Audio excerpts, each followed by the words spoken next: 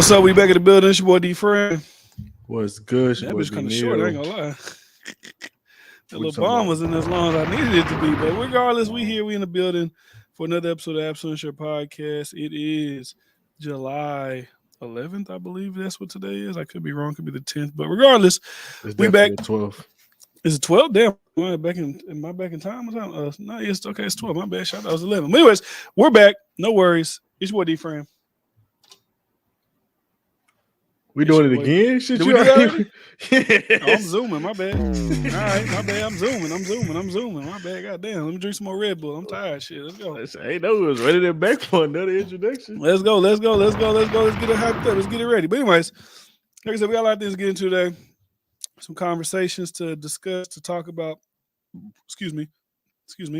How do you want to start it off? I'll let you go. Do you want to start off? You any good things? Maybe you want to let the people know about it. And if you don't, what topic do you want to run into at the beginning of the show?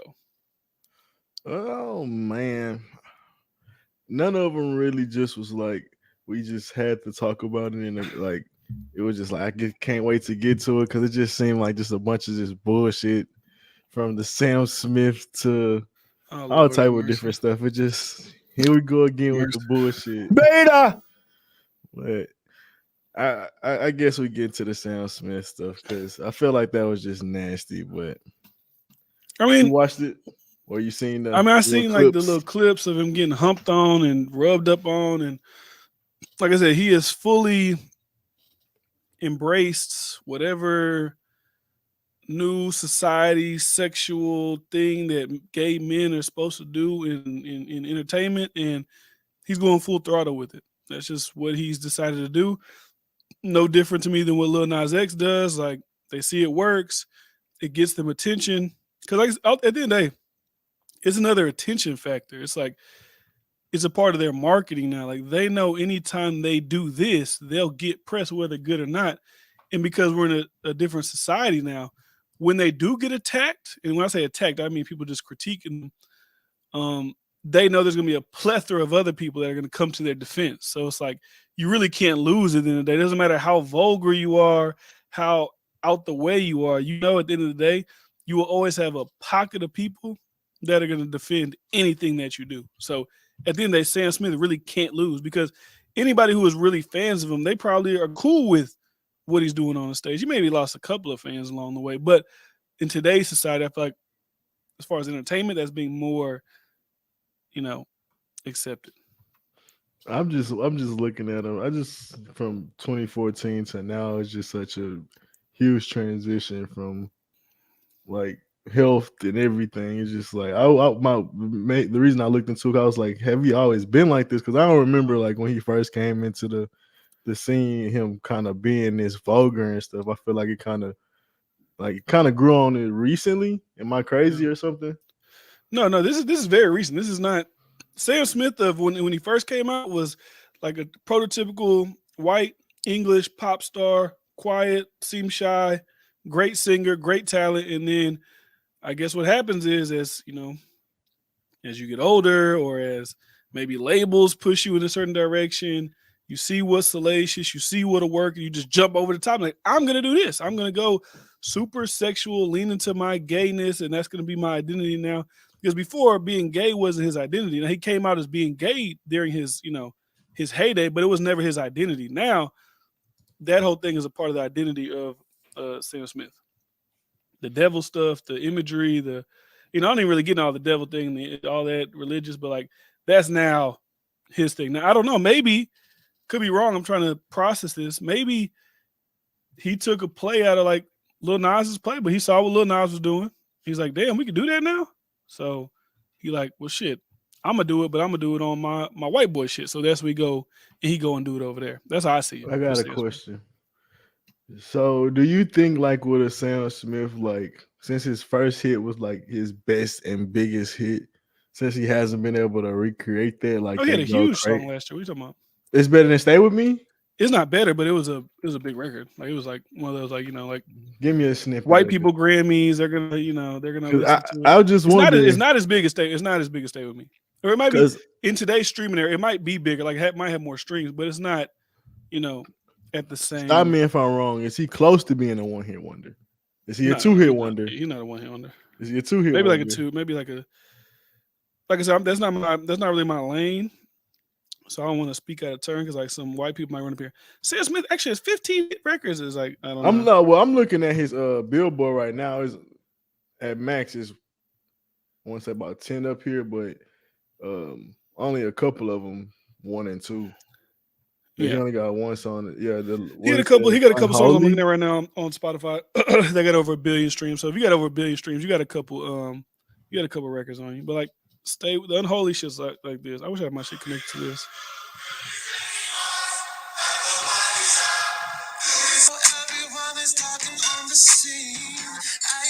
Yeah, that shit like a that's a You got I don't 1.2 want to billion say what I want streams. to say It's type a of little, you hit, know, it's a but little hit. yeah, but it's not no stay with me. Is everybody in the chat? So Bianca in the chat. I feel like people start You reaching flying with low. the gimmicks and the different stuff So like NJ. that when their music quality really ain't there. That's what I'm wondering. It's like Do you feel like it's an imagery thing of him also? Because we're talking about the humping thing, right? mm-hmm. Do you think it was you think it was a specific thing to have a black man be the one Oh to hump yeah, them? it's definitely that. Like I said, for him to really get the attention he want to be on that superstar level, it ain't gonna come from music. It's gonna come from his gimmick. So, yeah, that's a nasty all time gimmick, and I could see him doing it. And that's what now I'm starting to think about it. A lot of these, like you said, Lil Nas X's, that's what they do. Obviously, like the little X's, or not even little X's, like I was about to say little peeps, but or the 6ix9ines, they do the gimmick stuff because it keep you relevant more than the music can to a degree. Yeah. Everybody a little different, but what even made me think of it even more, like some of these women rappers, like they got to do the thought shit on the side because the music ain't gonna really go so hard. So Yeah. yeah, it makes sense and it fit the Sam Smith to me because yeah, the music ain't there, and I think he's one of those real desperate people that's like I gotta seek attention. It's But nasty that's the though. thing though. I don't feel like because I feel like he's really talented, so I don't feel like he has to do that. Like when I think about All of them now talented. this is gonna be a complete. I'm about to leap try to leap across the ocean when I make this point right here. I feel like he could be like an Adele, Ed Sheeran, Brit type of pop star that don't have to do all this because Ed Sheeran he ain't got to do all that shit. Adele don't got to do all like Adele don't got to try to be sexy and do all that. They just are very talented. They know when they drop music, the white people gonna rock with it, and then black people gonna like that white soft pop shit too. It's gonna go crazy. It's gonna get played in Macy's. It's gonna get played on every top 40, and you ain't got to do all that. He could be gay and just do his music, but it's like a thing with it. Like I don't know if he's trying to be themed because the song was called Unholy, and now he's trying like, oh, unholy, satanic. Let's rock with it. I don't know. But Yeah, I don't know how talented he is to even make that no, argument stop it. Sam against you. Smith's talented. Stop it. I don't know. I mean, personally, I don't know. All I know is Stop stay it. with me. So Stop it. if we're gonna give him the strength of he's this ultra talented dude, I'll stay with me. Cool. But after that, I don't White know people much got different about. metrics. Let me just say, white people got different metrics. White Well, people don't. White people. I feel like aren't predicated on their. Now, so I'm not in the white spaces or the white so albums, so that's I could be lying. I don't feel like they're predicated on their albums. I think as long as they got a couple of major big ass records, eh, they could be famous forever. Like I think about something like Lord. Like Lord will probably always be like a white legend just because she had like 2 big ass records, and then like that's all I they think need. black people feel that way about Taylor Swift at this point.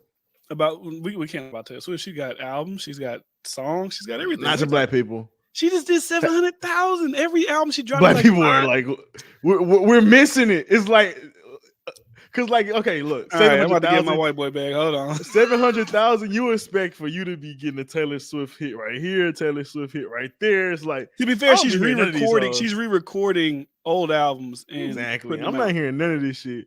I ain't hearing no new bops from Taylor Swift in a minute. Like Adele, I gave it to her. She had a good 3-4 in the beginning.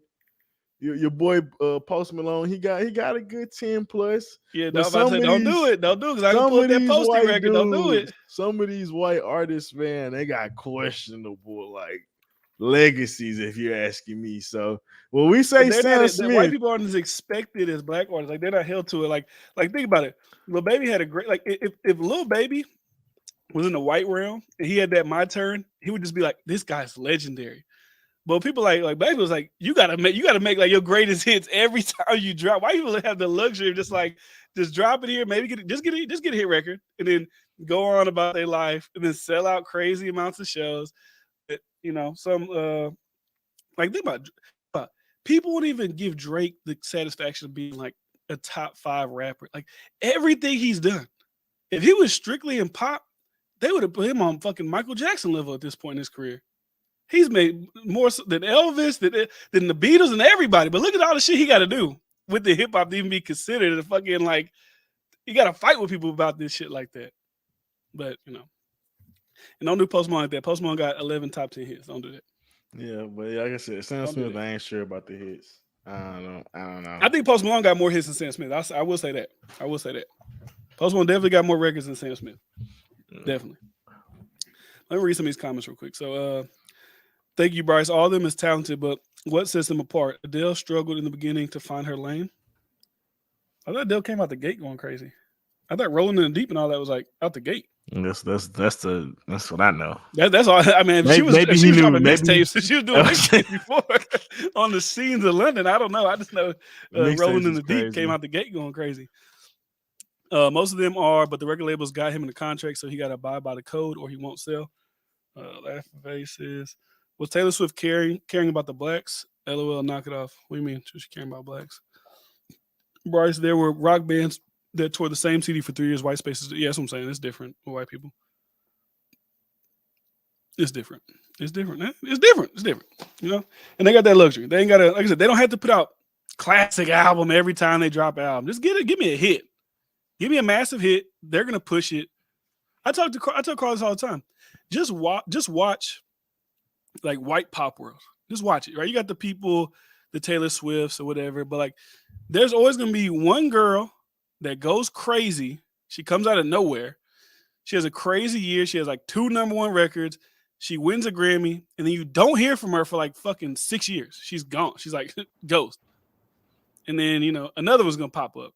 Or they're gonna pull some chick from Disney, or like that's how the pop world kind of like, runs they races, right? That's how they do. Like look at hip hop. We're telling niggas they ain't dropped no album in 7 years. We're like, what the fuck are you doing? Ariana Grande. I don't know when last time Ariana Grande dropped a record, but she's probably just I want to drop it, guys. And then she drops shit, it goes crazy, and then they go away. I would say to the main core fans, but like Kendrick is a star to the average fan, the average rap person. Same with J. Cole or Drake. Even though we may have certain expectations, maybe us deep fans will have like critiques, but like Kendrick, even with the 5 years, is still he can go sell out any stadium. If he go on a show, people gonna want to watch it or anything like that. Like he's still a draw. So even though we talk shit about him, he's still Kendrick Lamar. Let him be in some type of hip hop show or something like that. I'm just reading what he said. He said Adele's first hit was Chasing Pavement. Stop it. Whatever Adele, that 19 shit, I ain't listening to that shit. I first heard about Adele when Rolling in the Deep and Set Fire to the Rain came out. That's when I first heard of Adele. When did the 19 stuff drop? 2008. I didn't hear about Adele in 2008. I remember hearing about Adele when we was in high school. 2008? Yeah, 2008. That's when that album dropped. I didn't hear that shit at all. Nowhere. Nobody's playing that. Let me hear the song. I got to hear the song now because I'm like Chasing Pavements. I ain't never heard that shit before. Or that 6 Black career. I ain't never heard that. Niggas changed their name. Titty Boy career.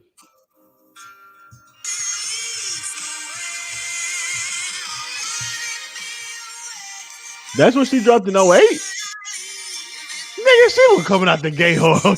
But that still was hard. It's not bad. Yeah, it's not that bad. was some chick flick. I remember hearing that, but yeah, that's not bad. I didn't know that was Odell. I know that song. I don't know that song. You've never heard that song before? I mean, I just flipped through it, but I just can't remember hearing that song. I definitely heard that song before. Who is? Let me ask you this question while we're on the white people. Who is your favorite white artist of all time? Do you even have one? I don't know. Justin Timberlake or boo. Justin Timberlake. Jesus Christ, that's trash. Justin Timberlake. Did I take the boo off? Wrong. I took the boo off a lot. George Justin Timberlake. I ain't watched white people. Tim McGraw. That's not bad. I was just saying because he was over and over again. Oh, Tim McGraw's not bad. Tim McGraw's not bad. You don't listen like soft pop hit. Like you don't listen to shit like that, like Ed Sheeran. No, Like I guess my favorite white artist. You ain't fuck with Suit and Tie? That's like just a Timberlake In the Town. Like he's not better than Ed Sheeran. I'll say that. That's all I gotta say. Like he's like In the Time. It's like the fucking I don't know. Okay, so maybe I love Maroon 5. Okay, see that's what I'm saying. Let's get into it. Like Justin Timberlake. Like I got white people. Thank you, Timberland. Like what are we talking about? We're talking about Justin Timberlake. We're talking about Maroon 5. We're talking about Ed Sheeran. We're talking about talking about One Direction. You know what I'm saying? Animals. Like I got a little shit out there. See, with white people, I'm like how white people are. That guy got that hit. That one song. I love that one song from that's how I am when it comes to white people. It's like I don't have one that just got a bunch of like that album.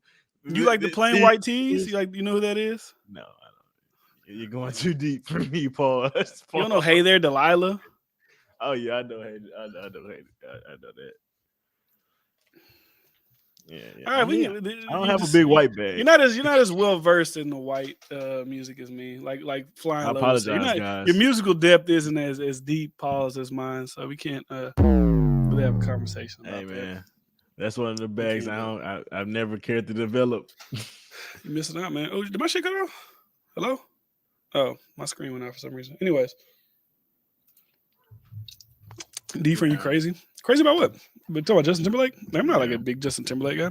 When you put him in, take inside my love, to my love. Come on, who listens to that shit? Not I. Speaking of pop stars, I just wanted to get all this shit out the way before we really dive into the conversation.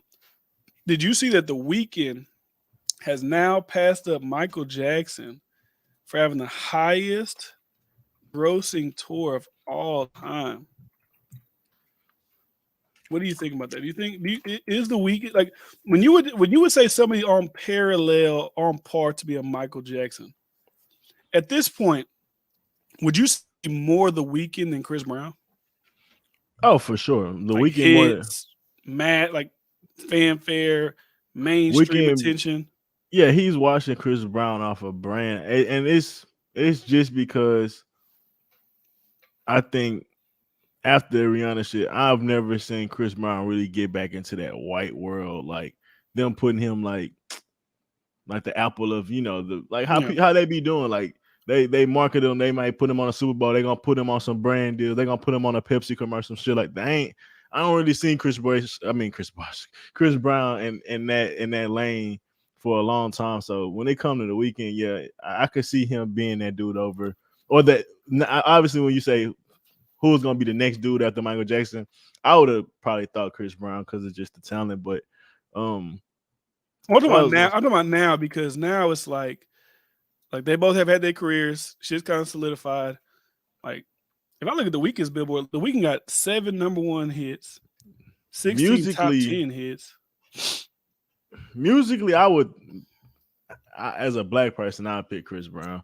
But as a like I said, to be as big as like even competing as a Michael Jackson, you're gonna have to be like cross genre, cross demographics, and The Weeknd clearly got that.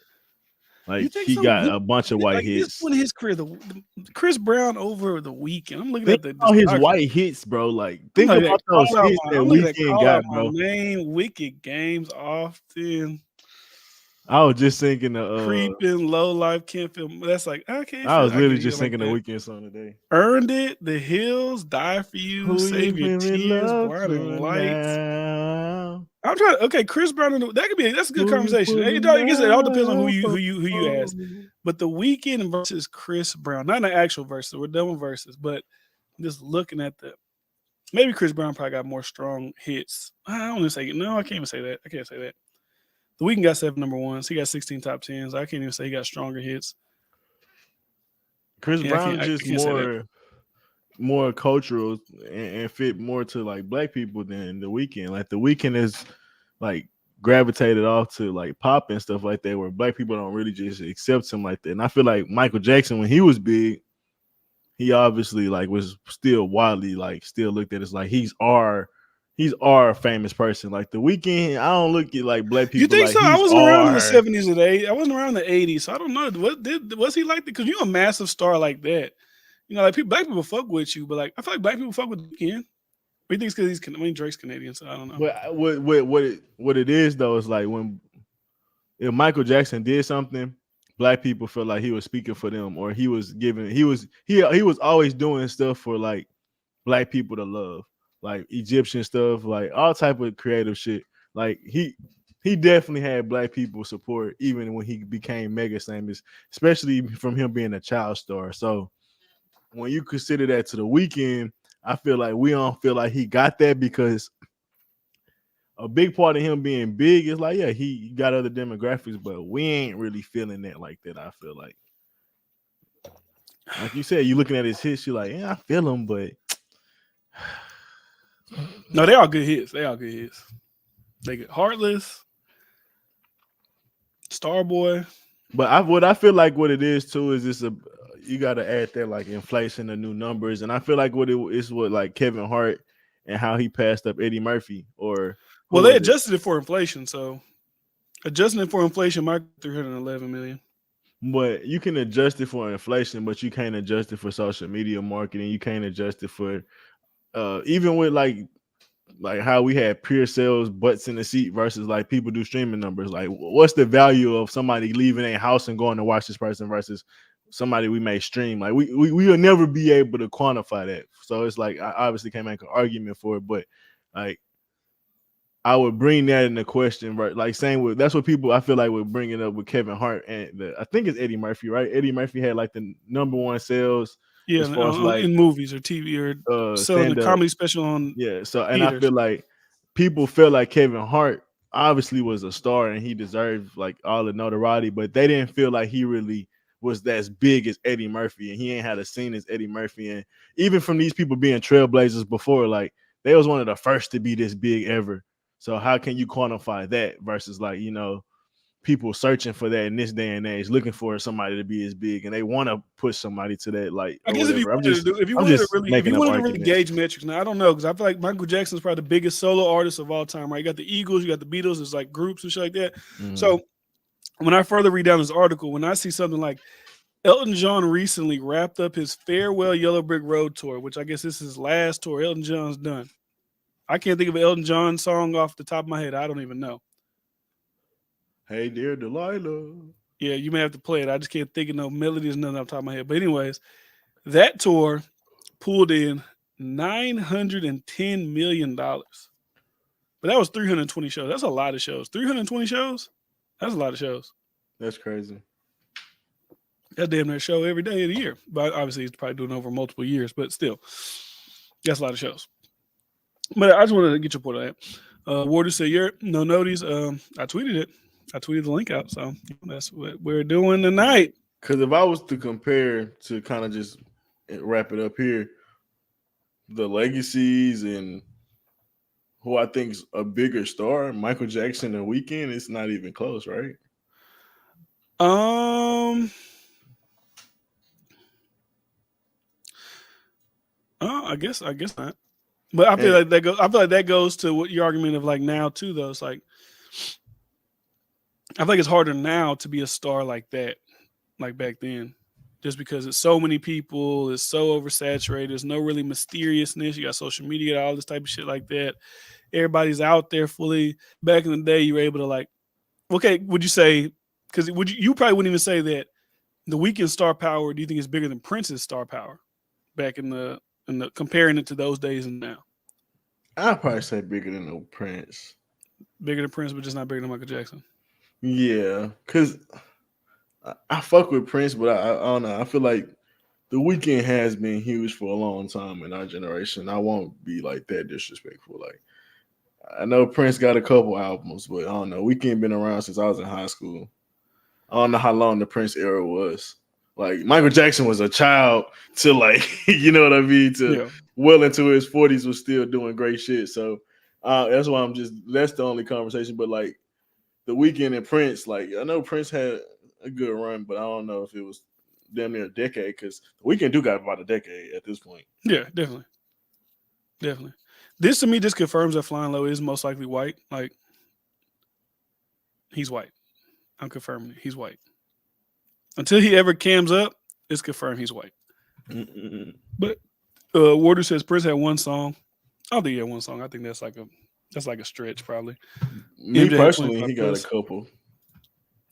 Weeknd bigger than Prince, man. Shut the fuck up. I mean, what are we comparing it to, right? Like, I'm not like I wish we could do like celebrity deathmatch, like, but just to compare people, like to bring them into eras and shit like that. Like, Weeknd getting 100 million listeners a month on Spotify. What is that compared to in the 80s? And what is that comparable to? Like, what is that? What's that number? Because Weeknd is very popular. I'm not gonna deny that. He always have a hit on the charts. So, Yeah, honestly, I just don't even think it's a question. about with the Weeknd and Prince. Yeah. Let me look at Prince discography. And he got a lot of fucking albums.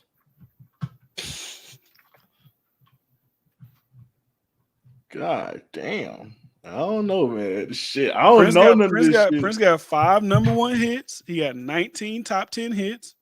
And according to this, he only had 47 songs that charted on the Billboard, right? So When Doves Cry went number 1. Let's Go Crazy went number 1. Cream went number 1. Kiss went number 1. Bat Dance went number 1. I'm sure he had another. He got other number ones? Yeah, these are the ones that went number 1. So in the 80s to the 90s is when he was. I don't know when you would stop Prince run because he was dropping music from 78 till 2000. Purple Rain didn't go number 1. It went number 2. 2015. So it's like I don't know when his run would actually stop. Like what do we say from the 70s to 90s at least? Yeah, definitely 70s to 90s. Definitely 70s. That's a long ass run. Yeah, it's a long run. And he got almost over 10 albums. So that's yeah. I don't know. But let me see.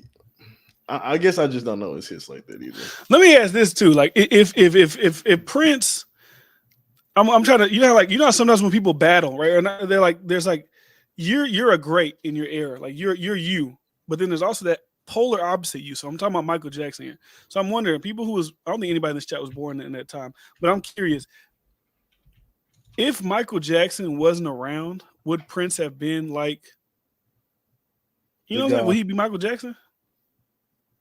Even though people still say he is, like, there's still star power, celebrity, all that type of shit. He's a massive star. I'm not taking away nothing from him.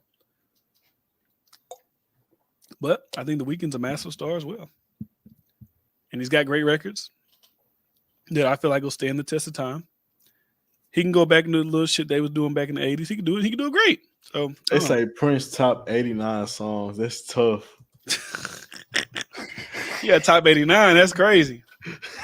Top 89 is crazy. Yeah, he got more than 89. Like the only people that really got top 80s is creme de la creme, Prince and Drake. But regardless, Prince got multiple hits, which mean I guess you're playing I Want to Be Your Lover. Yeah, we might be sleeping. 79 and 91, in my opinion. You sleeping on Prince? He untouchable. It's almost 12 years. But overall, it's no question. He's definitely more musically talented. That nigga has like 3 songs that's universally known. That's that's my thing. With all them albums, I don't know a lot of his music. Michael Jackson, you know a lot of, like, when we was doing the verses, like, them bitches was ringing off. You know all those. Man will do all his songs with just a piano and kill anyone's catalog. So, anyways, that was just a question I had. It was a question I had about that. Those two people. Oh, we talk about music in comparisons. I was listening to who was I listening to? I was listening to Academics History, and him and his chat were debating influence and impact of Tupac to Lil Wayne. Where do you fall on that as far as Wayne's impact, Tupac's impact, and their influences? Who do you think was more of either one of those? Because they're making the argument the impact and influence is 2 different things. Honestly, I give Eminem and Wayne credit for being like bringing us like the bars and very creative bars. Like obviously that's always been a part of rapping, being able to be witty, being able to be creative. But I think Lil Wayne took it to a different level because you even hear like Nicki and Drake come with the like you know how ball chemo like they you come with them like type of like make niggas think, make like go over people's heads. Like or Lil Wayne be like, you can't even catch me at the bottom of my climb. Shit like that. It's like you even see J. Cole come with real clever shit. So I feel like he helped influence a lot of that. Like Tupac, with his influence, obviously, like how to make a hit, how to make a great sound. Like Lil Wayne is influenced by Tupac. Like it's hard to be like it's hard to be like Wayne has more influence than Tupac because I really think Tupac was the seed of this era. Because you don't get the DMXs and the Eminems and Lil Waynes without Tupac because the Dear Mama and all that shit from Sorry Mama from Eminem, like you But can what if I see tell you, elements of Tupac. Like you don't get a Chief Keef without Wayne. Tupac You is don't get a Drake without Wayne. You know what Tupac I is mean? the root of that. When you talk about, and I'm Wayne is my second to first, depending on the day, favorite rapper of all time. So let's put the let you guys know I ain't got no biases in this conversation. Y'all know how hard I rock for Wayne. I'm listening to Dedication 6 Reloaded as we speak still, my nigga. Like let's be real. So but you don't get the Chief Keefs, you don't get the Waka Flockas without the the Tupacs of the world. Because Tupac made fun hits.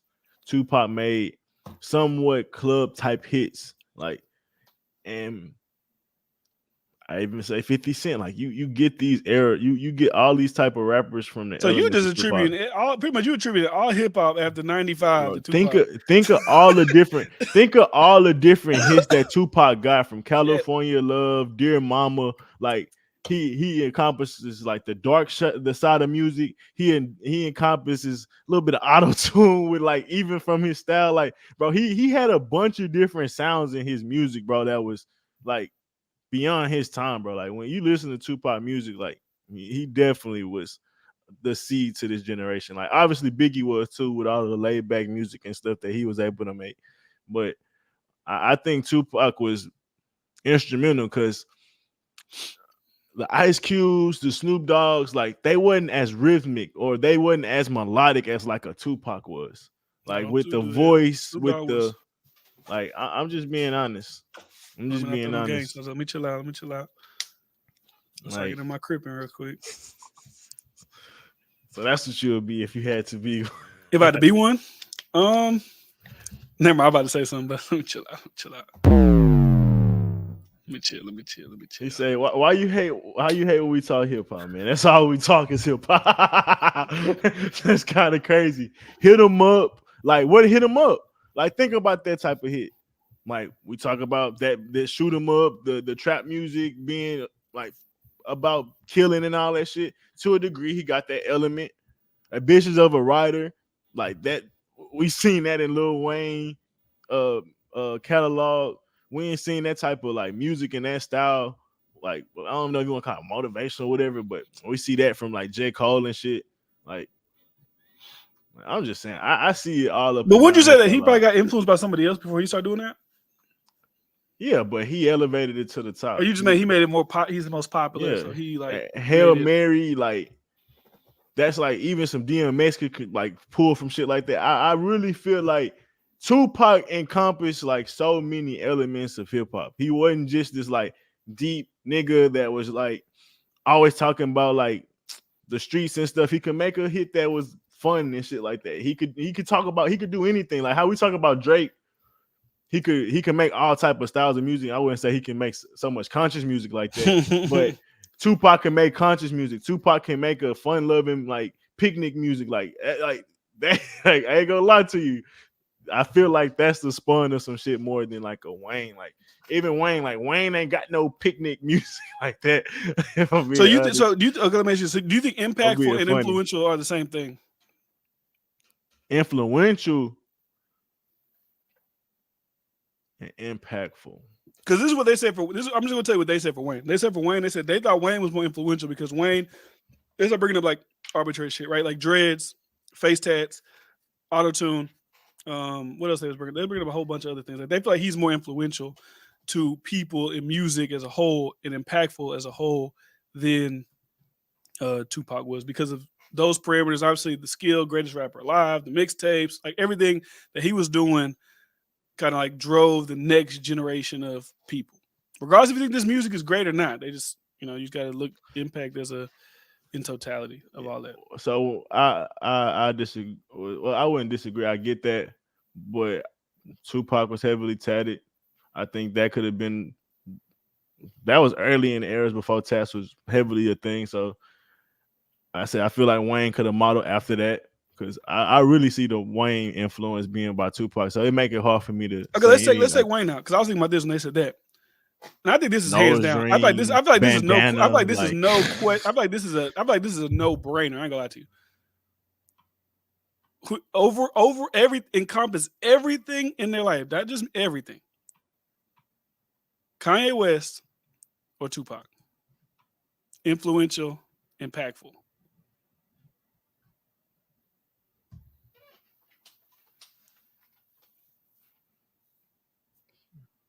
It's not a watch like you think it is. I said a wash. I said who I think is saying I have a definitive answer. Don't mean I think it's a wash. Kanye influenced Drake, like the Kid Cudis of the world, maybe like Bryson Tiller's. It's definitely a lane. I'm not even just talking about musicians. I'm talking about this. Everybody, people. I don't see it as much. You talking about fashion? What are you talking about? You don't see it. What are you talking about? Oh, I'm talking about music. I'm talking about everything. I wasn't thinking about all that. I'm talking about everything encompassing. That's what I'm talking about. Everything. So a nigga wears a bandana, so that means he's influenced by Wayne. Who said that? I just want to get your take on it. I just want to see who you thought was the most influential of those two. Tupac, no question. Why is it no? I was just saying why it's like when you hip hop niggas, like, how is it no question? Like, how is it no question? Kanye generates so much conversation when he speaks, when he moves, when he does. Like Tupac did too. For niggas wanting to be activists, but niggas want to talk about deep shit. I didn't say Tupac wasn't. I'm not saying, like I said, if I say he beat somebody, I'm saying he beat him by like a large margin. It could be like by barely a margin. But like, I just don't think. I think Kanye just creates so much. And Tupac did too. Tupac was one of the best act. Like if you said everything, Tupac was a great actor. Like Tupac was like he was great. A Jamie great, or he was a great actor. What the fuck are we talking about? Like I've seen like Juice. I've seen like nigga, have you not seen Intimidation in Juice? When I think of great, I think of like Denzel. Like that's great. And Tupac could have been a future Denzel. What the fuck are you talking about? I can't predict the future. I'm not a weatherman. I can't predict the future. Tupac was a great actor. I thought Ice Cube was great in Boys in the Hood. I don't know if it was like great. I mean, Ice Cube a pretty good actor. But when I'm talking about Denzel, when I'm saying Denzel, it's more like I'm talking about Jamie Foxx and Ray. That's when you say great. That's what I think when I think about great. I think he had the potential to be on that level. I can't see potential. The man created a whole character of Tupac. What the fuck are you talking about? And the world bought it. That wasn't who he was. Like this man was an actor. This man was very intelligent. He knew how to sell. You don't think hood niggas is intelligent? I'm talking about beyond that. Like Tupac was a 3-dimensional thinker, bro. He got raised by Black Panthers and some more shit. He knew about how the government and all these different things treated people. He was very aware of how the world moved and worked. And he understood how to create an image and get people to listen to his message by acting like a gangster. Once again, like obviously he wasn't the only gangster in the 90s, but that's what most people act like still today. And Tupac mastered that and the image of that from his music videos and all that type of shit. Like people still trying to act like him. Like ain't nobody gonna acknowledge it. He did so. That this nigga also did this. He must be the greatest entertainer that's ever graced the. He was on the. He's the greatest that's ever graced. Bro, Tupac was on that lane. He gotta be the greatest entertainer ever. Like he was on the way to that. Musically, he was already one of the best in music, and he was a great actor.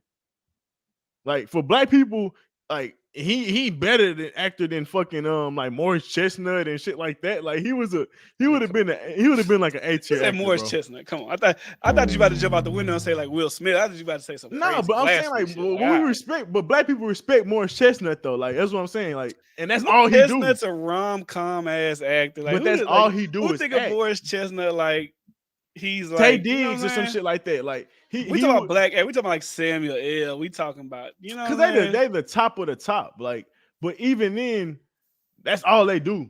This nigga was a top rapper and he was competing with some of the top actors. Like, what are we talking about? Like, or respected actors in hip hop. Like, I don't know if you do. I think Tupac he could have been on that level, bro. Like he musically he could have been on that level if he would have kept his trajectory. Because obviously we don't know what type of history to kept dropping. Like who could fucking predict that? But acting wise and being able to do shit like that, hell yeah, he would. Come on, man. Come on, man. Juice was good, but when I think about the '90s, like black actors, right? Like there was black actors that was acting better than that. It's like I'm trying to see how you gas into a level where he could have been a Denzel. Is it because a rapper that you're like, this is great for a rapper? Or you think this is You great ain't just for like an Poetic actor? Justice? Yeah, it was good. But I'm saying like when I hear great, when I mention Denzel and you say this or like Samuel L, I'm like, it ain't no Samuel L. Maybe like you said, maybe he was, 1992. That he was was literally young. Juice was one of his He was first. young. Juice was one of his first roles that he got that was major. And you telling me you wouldn't be impressed by that? Who you think was better, Come Juice, on, the guy bro. who played Juice, or the nigga who played Old Dog? Who was better? They both was good as hell. I say who was better. Fuck all that kumbaya shit. Who was better? Bro, Tupac struck fear in me when I watched Juice, bro. You was scared. As far as his actor, yeah, like that was that was some scary ass shit to think how this man turned on them and was gonna do it. Well, come on, bro, what are we talking about? That was a great movie. Like you shitting on Juice is crazy. That's literally. But I'm not Nah, you shit. Like, definitely shitting on Juice. You I'm definitely not shitting on shit. Juice. I just No, asked you. I'm not letting you get away with that. You definitely shitting on That's Juice. like me saying who's You're better, not Drake or skipping away from Kanye. that. Like that old But dog you got it shitting was on great. it. You shitting on it. That's not He ain't that good in there. He not that good in there. No, cause bro, He's literally the main character. I gave So you if he Morris not that Chestnut. good, if I Old gave you Dog better than Morris Tupac, Chestnut. that movie But when ain't you that said good. great, I brought up Denzel. I'm not This nigga giving brought nigga up Old Dog. Denzel. Like that's This not nigga brought up no. Old Dog. Like I don't even think. Like let's be honest, that nigga ain't even a better actor than Queen Latifah and set it off. Like stop, I'm not doing that, man. Queen Latifah set it off was crazy. Is he better than Queen She had a Latifah? great role. Was it better than Queen Latifah? I'm just asking She a had a yes or great no role. question. That was a better movie. Was it better than Queen Latifah? That was just a set it better off? movie. What do you think is more impactful to this day? Set It Off is a better movie, but I'm that ain't got shit to do with what do you Tupac. think is more impactful to this day? I'm not buying into I'm your just bullshit asking. argument. You can answer. You can Juice. I'm just asking you. What do you I already think? answered. Oh, you think Juice? Okay, I'm just asking a question. I ain't say Juice. I said clearly Set It Off is a better movie. Yeah, look, is he better than LL Cool J in Deep Blue Sea? In Deep Blue Sea? Like, come on, man. LL Cool J a good actor, but he might be better than LL Cool J. Come on, man. My point exactly. LL Cool J a good actor though. For somebody to be a top rapper and like Will Smith was a mid rapper and a great actor. A mid rapper. Yes. Okay. Compared to Tupac level. Tupac was a great rapper and at worst a B+ actor. Sure he wasn't an A+. Sure he wasn't Denzel. Let's bond to your shit. Sure That's he one thing wasn't. I only dove into Denzel. Sure he wasn't Samuel. Okay. But my argument, peel it back a little bit. But my thing is for Juice to be his first movie and Poetic Justice to be this. Poetic Justice was okay acting. I'll be honest. But it was a mid movie. So though. he declined. But it was a mid movie though. Poetic Justice like just a mid movie. It was like this weak love story about them traveling across, him getting into it. Like it just wasn't that. Like, I just don't love the story like that. Juice was an interesting story just from how he turned, was crazy on some other shit. Still, it still wasn't that interesting of a story as like a Set It Off. Set It Off felt real, like people struggling, like him training on his people and all that shit was just crazy. But him portraying it and all that was well. Like that's my biggest thing. And I ain't gonna lie, my bad. I didn't mean to cut you off. Even though I just said it, even though that being like that just was that literally was his first movie, bro. Like, was Tupac? Let me ask you this: was Tupac a better actor than what's his name? What's the guy's name from? Is it Onyx? What's the guy's name from Onyx? Fuck, his name's escaping me. I said his name like last podcast. Oh, what's his name? DMX Y'all a know good his actor name. too. The guy who snapped on Charlemagne. What's his name? Oh, what his name is escaping me. I can't think of his name right now. John White. No, Michael no, John no. White. He's from what's his fucking name? He snapped on Charlemagne. I can't remember his name. Birdman. No. What's his name? Denzel and Wait Until Exhale or Exit Wounds. What's this guy's name? Aaliyah was a Fredro good actor. Starr, that's his name. Fredro Starr. Have you seen Fredro Starr in Save the Last Dance? Man, come on, man. You tripping. Aaliyah was a great actor. Or actress. Was she? Oh yeah. What she was in Queen of the Dam. Yeah, the Queen of the Dam, one of my favorite movies. Was she a great actress in Queen of the Dam? She was just like sexy. You know, she was like, she wasn't like acting, you know what I'm saying? She was just sexy. Like, ooh, this is a queen vampire. I think she ate her role. I don't know. Like she ate the appeal in it's only so much she can do with a script. You know what I'm saying? Like she had like a little bit of dialogue in there with the other guy. Like it was like the plot was okay. She about to take over and kill everybody. My thing with acting is when they come on, do they like mess up the scene? Do they flow with the scene? Like, am I still entertained? Like, her and Romeo Must Die, hearing that movie, I was impressed. These are their first scenes, their first movies, and they was able to be on scene, be on a screen, and I was interested the whole time. It wasn't cringe because I know bad acting.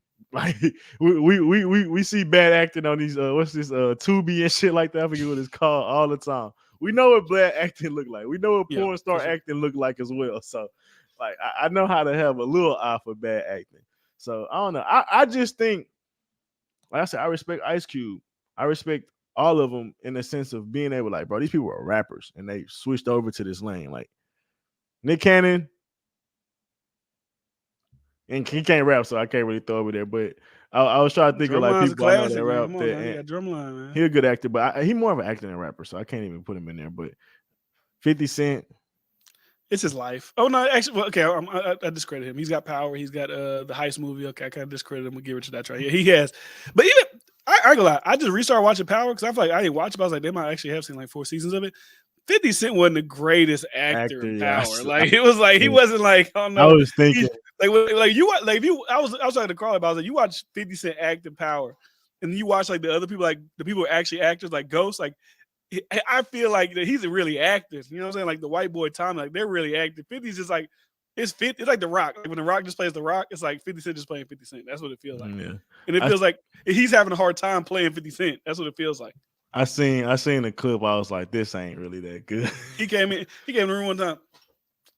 Y'all niggas about to do a job. I'm like, all right, get 50 Cent out of here. Get him out of here. He produced an amazing show. He produced a great show, but the acting wasn't the greatest acting I've ever seen in my life. I'll just put it as that. But I was just thinking of other like rapper actors. Like I was about to ask you, we got a lot, bro. Before we mosey away from this topic, because people are like, why the fuck are they talking about this? But before we mosey away, who would you say are the top 5 people who weren't actors turned to actors? Besides, obviously, Will Smith. Let's take Will Smith out of it. I'll leave Queen Latifah and all them in there. I'll leave Queen Latifah in there. Rapper actors. Oh no, I can't take that off. We got Common, Ice-T, Tupac, 50 Cent, Ludacris. Oh, Ice-T got to be up there. Ice-T got to be up there. Ice-T got to be up there. Come on, Bow Wow. Maybe. Donald Glover got to be top 5. I'm not a big Atlanta guy, so I wouldn't say he's top 5. But he got the shit with the college. He got. I would. I would. I mean, I have to see who's all on here, but I don't know. He definitely top for me. Exhibit count. So yeah, you ever seen Pimp My Ride? From the list that I got up here, they got people like Method Man, Luda, Ice Cube. So I'll probably put T.I. 5. T.I. 5? He killed ATL. Trying to see. DMX at 4.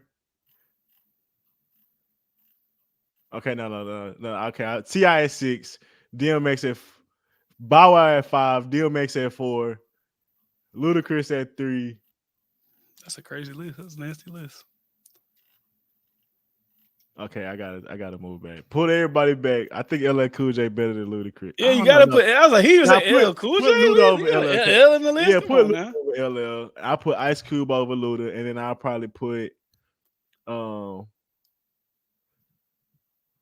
guess Tupac first. I forgot Donald Glover. It's so many, bro. It's so many because Andre 3000 in there. I forgot Danny Glover. I don't know. I'm not big on it. Like I'm looking at his thing. Atlanta. He was in the Star Wars shit.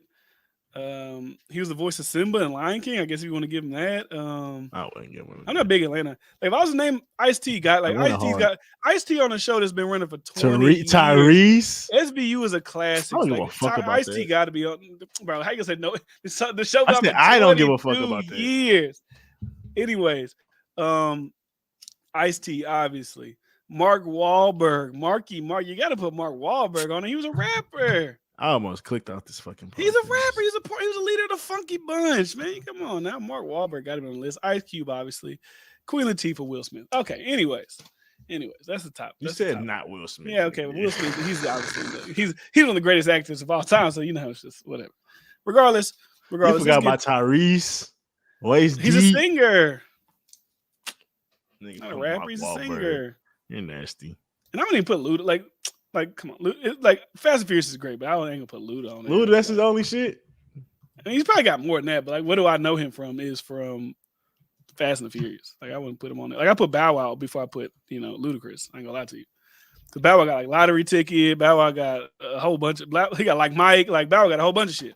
I don't know why I thought Ludacris was the other shit besides that. He might be. I just can't think of it off the top of my head. But anyways. Let's get to the shit, man. Fast and Furious. Yeah, I'll probably take him off my shit for sure. All right, let's get to the meat and the potatoes. Right. Let's talk about we got that. Let's talk about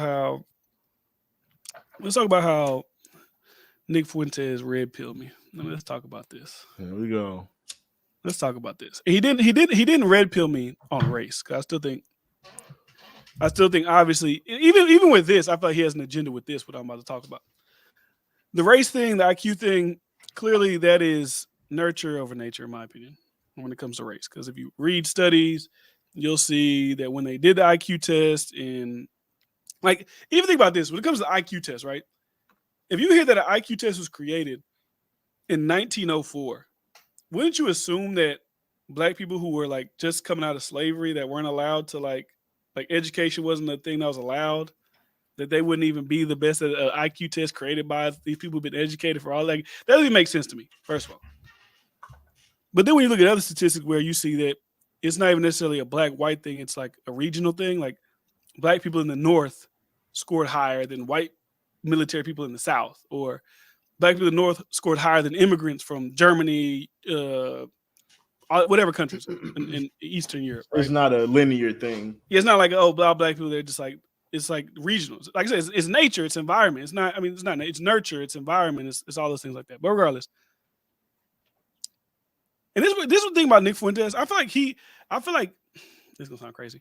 I feel like he could push his message a lot better if he left the whole race hierarchy shit out the way. If he was just like, I'm just trying to tell you guys the truth. I'm leaving out my own political, I don't like black, I don't like. If he just left all that shit out, he would do a lot better job, in my opinion. So if he hide his racism, just don't be racist. Like what I'm about to say, I can say this without being like, without being racist. You know what I mean? Or having like this is umbrella for everybody. You know, I'm trying to let you get your shit off. I'm just waiting.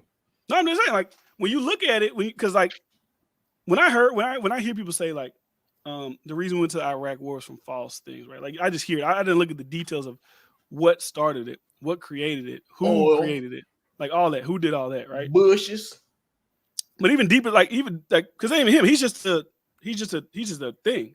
He's not even like really like Dick Cheney and Rumsfeld and all like these. I'm talking about the people who actually push the buttons, because that's just like a layer. It's like, oh yeah, Bush. Okay, we'll blame him. But I'm talking about the people who push his buttons and make him move, that put the stick up his ass to get him talking. That's what I mean. But like, he could just like go and say like, hey, maybe these guys are doing work at the behest of Israel. All right, fucking Nick Fuentes. What's this? I'm trying to hear what this red pill about. I was saying, like, of just seeing these things and what's going on with places like Israel and things like that. Like, But I think, but my point is, he could say those things without making like it's an all Jewish thing, which I feel like you should be able to do. It's kind of like I said, I'm like, people should be able to critique Israel without being called anti-Semitic and all these things. Because, like I said, I could say there's Chinese operatives over here and be good. I ain't gonna say I'm China, whatever the word is for Chinese, anti-Chinese or whatever. I can say there's people from these countries. So it's like you got to just look at like, why is it that you can't do this? That's the real question that you see. We see Kyrie Irving get thrown out the league, not thrown out the league, but he get in trouble, go crazy. Like, why are these things happening? Like, why can't you critique this place? It just make you think, why can't you do it? And when you look into it, it's like, for him, he going to the whole Hitler thing, so he gets thrown out the way. Like, you start talking about Hitler, he did a great job and all this. Clearly, you don't fuck with Jews. But why can't people just critique this nation when I can critique any other nation in the world for their influence on them? I just don't understand it. Like the guy from the Fugees. Well, because they run shit. That's why. But like, it's just like, but my thing is like, there's other people. Like, I feel like, do you think Israel is more powerful than China? I just don't believe that. In America, yeah. I don't believe that. Then China. You don't know how deep this shit is. Wait. Say it. This, you think this country is more powerful than China in America? Wait, I'm not getting what you're saying. Do I think like? Do you think Israel is more powerful of an influence in America than China? That's what I asked. I think Jews are, yeah. But that's the thing, like y'all say Jews, it's like, so you think all Jews are Israel? I'm talking about countries. Like I'm saying, I'm pinpointing, y'all pinpointing people. I'm pinpointing. You can't say that Israel is a thing. That's what I'm saying. Yes, y'all start bringing up the Jews and all this type. Because that's where I know they're Jewish people that are in that's Israel, their homeland, though. That's so fine. If they run stuff here, and you start speaking and doing all that stuff, like then they gonna like they're not gonna want you to speak on that.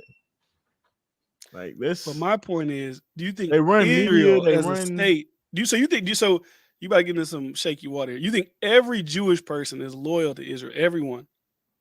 I don't know to a fact, but I know most of them that's their homeland. For most Jews, Israel is their homeland. Even though they never were born there. That's their motherland. Well, that's all I'm saying. Every black person ain't loyal to Africa. That's my point. Like, but it's more of a religion thing. We have to say everybody is loyal to their thing. But Israel is not. It's so even if they're not from there, it's still like religion. Like Israel is like the sacred land. Like that's like you speaking on like. But could you say the same thing for Muslim people? They're not tied to.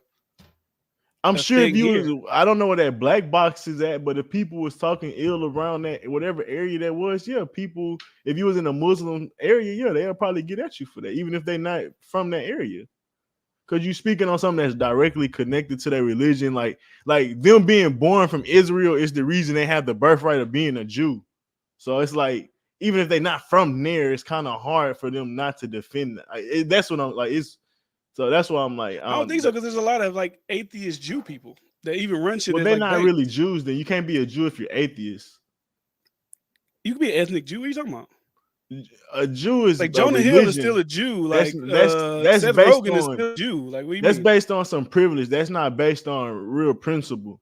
Jews is a religion. Like Ethan Klein is still a Jew. Like what are you talking about? It's based on a religion. If you're not practicing Jewish stuff, you can't call yourself a Jew, just like you can't call yourself a Christian. If you can call yourself, they believe that. What you mean? Because they're not real Jews. I'm talking about like actual Jewish people. Like there's like, oh, he's an atheist Jew. Like still, because like it's like an ethnicity thing. It's tied to religion too, but it's still an ethnicity thing. Certain people can feel that way, but they shit all debauchery. So I don't like. I'm not about to sit up here and get caught up in like different stuff like that. But I know for a fact, if you're not practicing, you can't really just call yourself a Jew, bro. That's how I believe and how I see things. Because it's just like any other religion. But it's ethnicity, isn't it? No, it's not an ethnicity. I always get tongue twisted with that word. No, it's not. People can claim it is, but it's not. Historically, that's not a religion. I mean, a ethnicity. That's a religious people.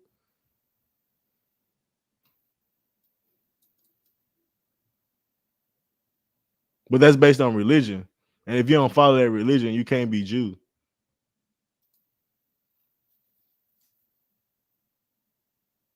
It's a birthright based on religion. I don't know. Maybe I'm wrong. I ain't about to down this list because they're not even a real Jew. So it's Oh like Lord, hold on. Let me turn the show on my channel. Nigga. Hold on. Take it off, D friend. Take it out. Y'all go to the absolute sure, nigga. Take it off here. How you take this shit off?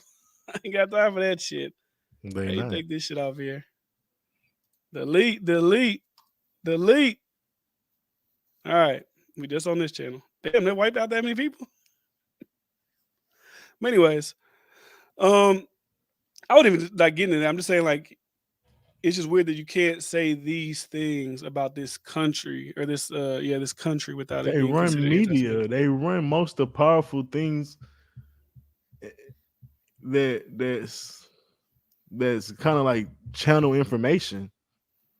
Like if you offend them, they could blacklist you. They could blackball you because they in all those type of powerful like places or got powerful connections. Even if they not in them places, they got them connections. Like I don't, I don't know. We looked up the banks, we looked up different stuff like that, and we seen how dominant they are in these fields. Like they got this shit on the lock. If you know, you know. Oh no, that's weird. I just don't think you should be. I'll just say, like I said, I don't think you should be demonized for saying these things if they're actually true things. Like if I see that they say they had a spy in 1980 and he got life in prison, and they said they didn't have a spy, but then they admitted it later. And then the next guy with these office of the what's it called, office of the special plans, he was another guy that was spying for them, and then he got caught as well. It's like you should be able to say that, like, hey, yeah, there's Israeli spies here doing what they got to do. Like just like I can say there's Chinese spies doing whatever they want to do, or Russian spies, or whoever. It's like I feel like that should be the way you should be able to do it. That's how I feel, and it shouldn't be considered anti-Semitic because if I say that this because I said if I say this specific person is doing this thing like they wanted Kanye West to do, if I'm saying that, then it shouldn't matter.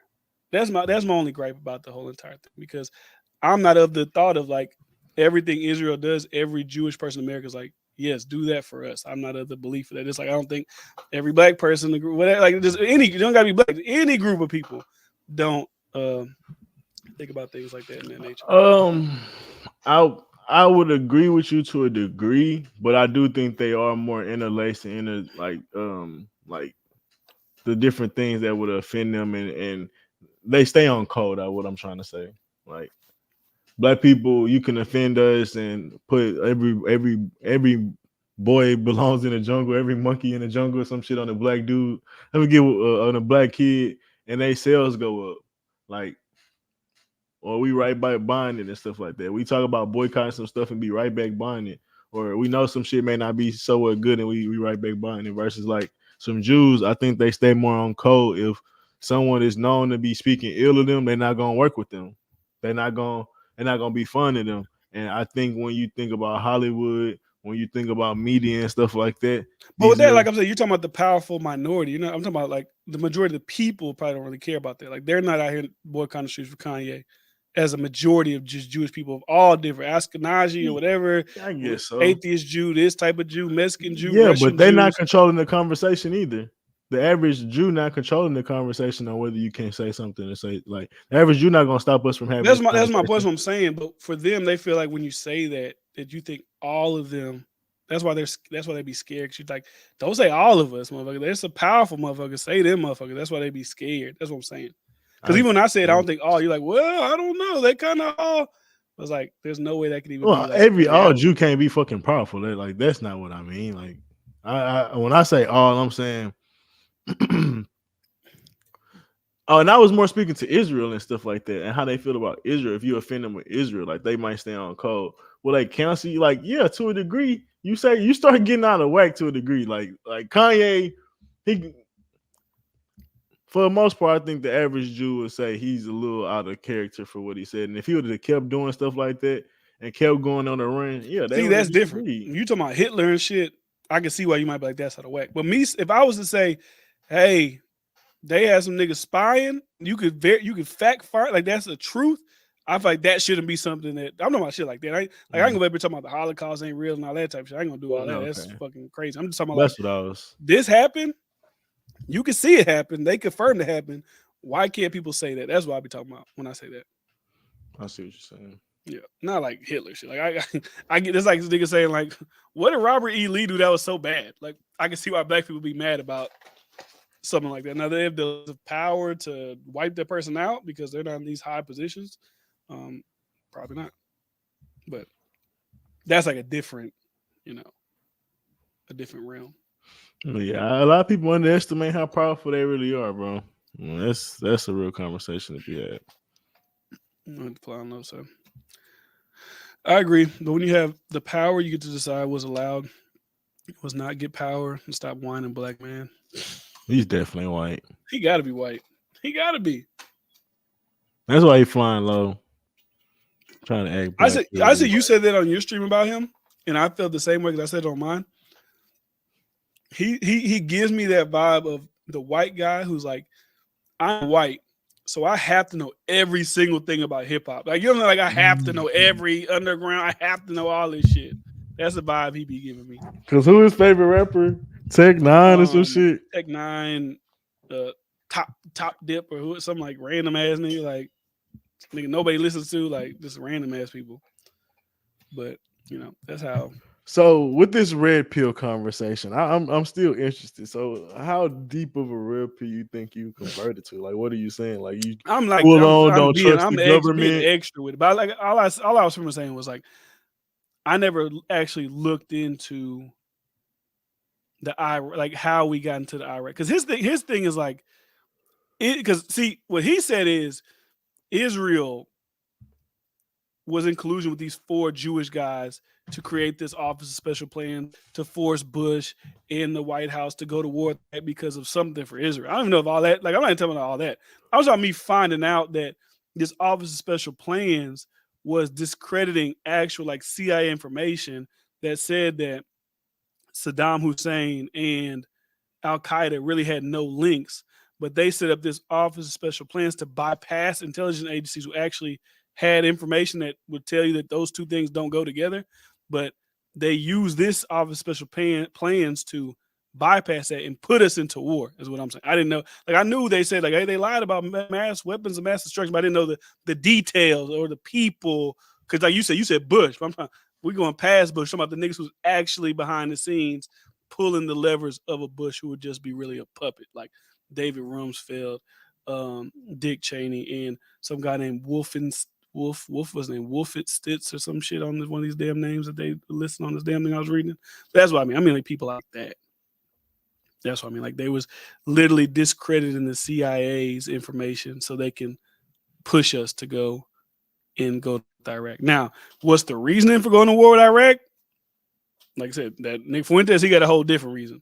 But most people say it's because of oil. So I was like, I ain't dug that deep until like, I don't even know how you find the reason. I don't know if you start to infer at a certain point, because I don't know how that information would even be something that people have. But you know, I'm just talking about the names, how they did it, the investigations afterwards, how they handle shit now when it comes to shit like that, how they lied to Congress, I'm talking about shit like that. And then the crazy thing is like, how do you find all that out and then niggas don't get charged with nothing?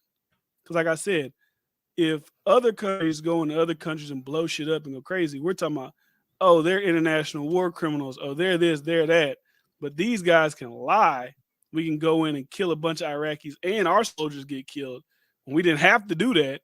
And then it's like, y'all just get to live y'all's lives and just die on y'all's own terms and like nothing.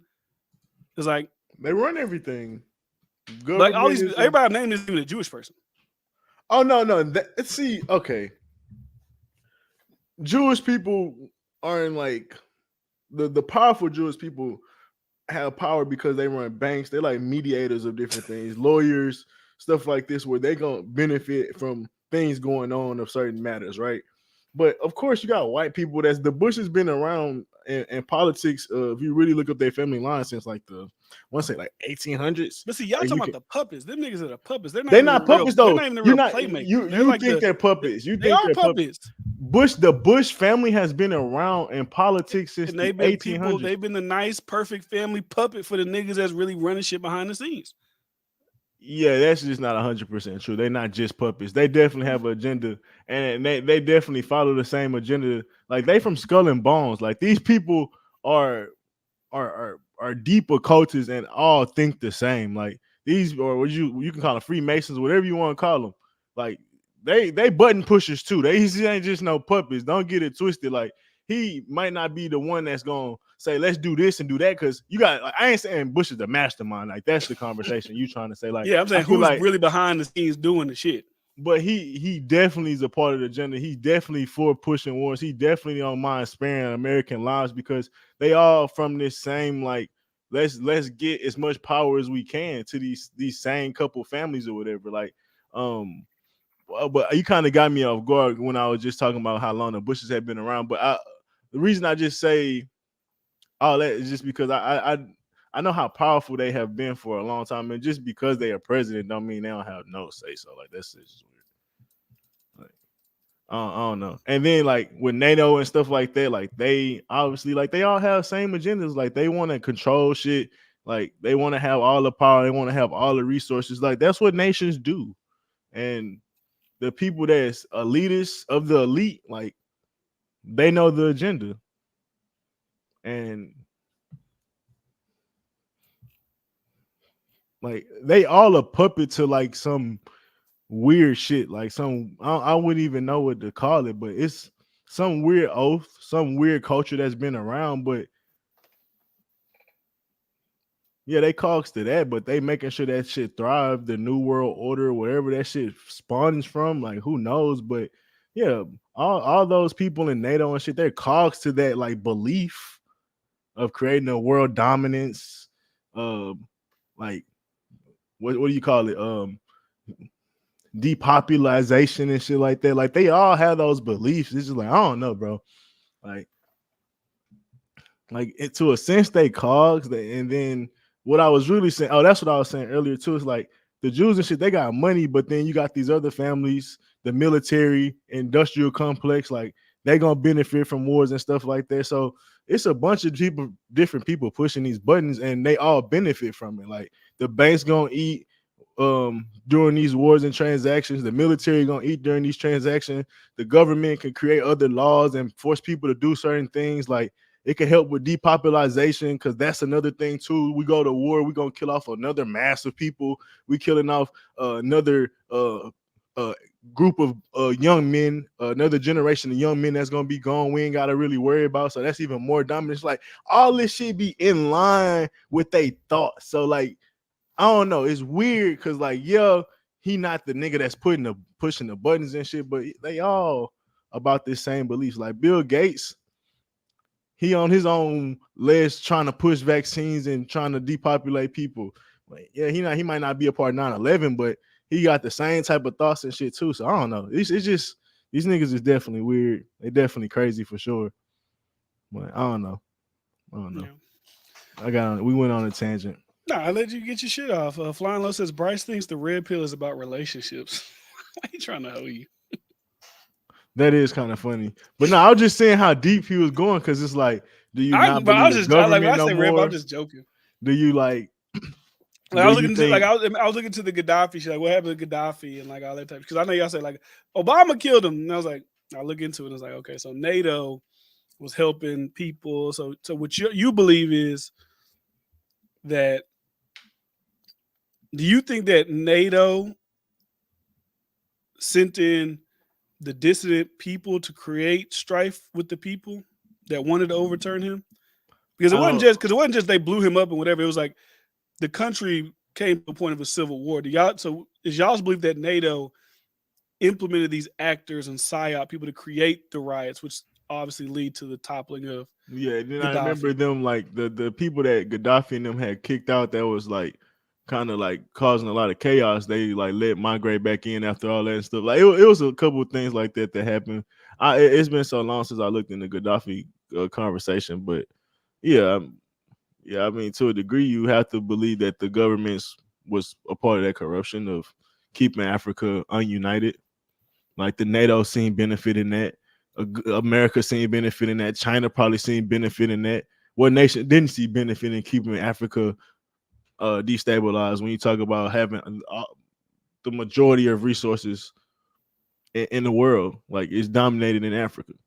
Of course, you don't want them to unite and to become wanting to create a powerful army and union, because the biggest country, it's gonna be hard to invade them if they all together. They probably, just how like China has the more numbers, but we have more power or something like that. They might have had both because they got all the resources. They got just as much people. Then think about the education and stuff. It'll take years, of course, but then they start to go into the deeper into Africa and educate those people, develop Africa with the resources. The more that they able to pull resources out themselves, the more they can invest back into it. It's like over time, like they would have been the most powerful country or nation or whatever you want to call it in the world. Like that's easily foreseeable. Who knows how long that would have took? So yeah, you see NATO wanting to keep that shit depopularized, like, and not wanting, I mean not depopularized, but destabilized, because Gaddafi was literally trying to create a bank Did other where African places even want to do that though? um I don't see why not, because it was just gonna help all of them come together. It was literally creating a world bank in Africa, because I believe there's like 7 or 8. It's a handful of world banks. I don't want to make up a number, but it's not too many world banks, and Africa don't have one. So if Africa was able to have one, I know they was going to be able to centralize and be able to have currency, all these different things where that's going to help them get out of that third world class that we look at Africa to a degree. Like when people be like, well, Africa not bad if you go to South America, because that's how people think. Oh, there's parts of Africa you can go to that's You said South America. well, obviously Nigeria and stuff like that. But I'm No, saying so you like, meant South Africa, but you said South America. oh yeah, so I meant to say, my bad. But yeah, people would be like, yeah, you go there, they have downtown areas, they got whatever. But the majority of Africa is not I mean, not necessarily colonized, but you know what I'm trying to say, developed. So yeah, I think it would have helped for sure. Was that your house? They had like some Yeah, squeak. Okay, yeah, my door open open. my door. What the fuck is that? But yeah, I'm looking at the African continent is no doubt the most resourceful, abundant continent, because it's kind of like when you think about like Saudi Arabia. Like Saudi Arabia wouldn't be what Saudi Arabia is if they didn't discover the oil like Oil 70, 80 years ago. So I want to like, and then all these people billions. come and they And look at how Dubai was able to be one of the most beautiful towns, or like Africa would have had 100 Dubais. But what do you think that is? Why do you think that is? You think because they were just colonized and all the like colonized country just came and already just pillaged all the resources and they already kind of stake claim to we're doing our resources here. Y'all can't do shit about it. It's been a long time where Africa's been getting fucked over. From I forget Britain, it's a dude named Poole or something, like it's not Liverpool or something Poole. He went in there. It's like with the last Tarzan kind of put elements of it where he tried to invade, and Tarzan used the animals to stop them from colonizing and shit like that.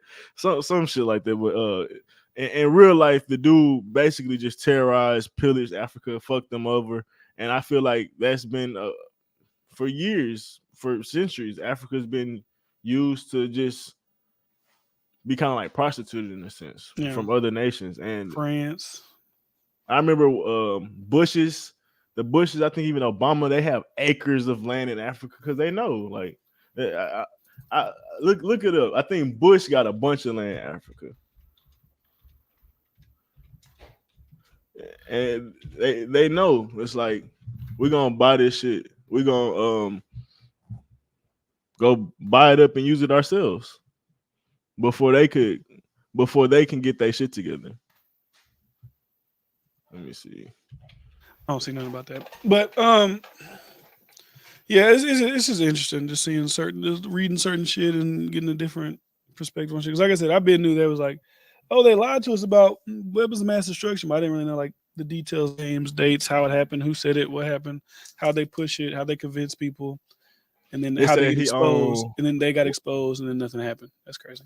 The Guardian says Paraguay in a spin about Bush alleged 100,000 acres, and then another thing says, why did Bush buy nearly 300,000 acres in Africa?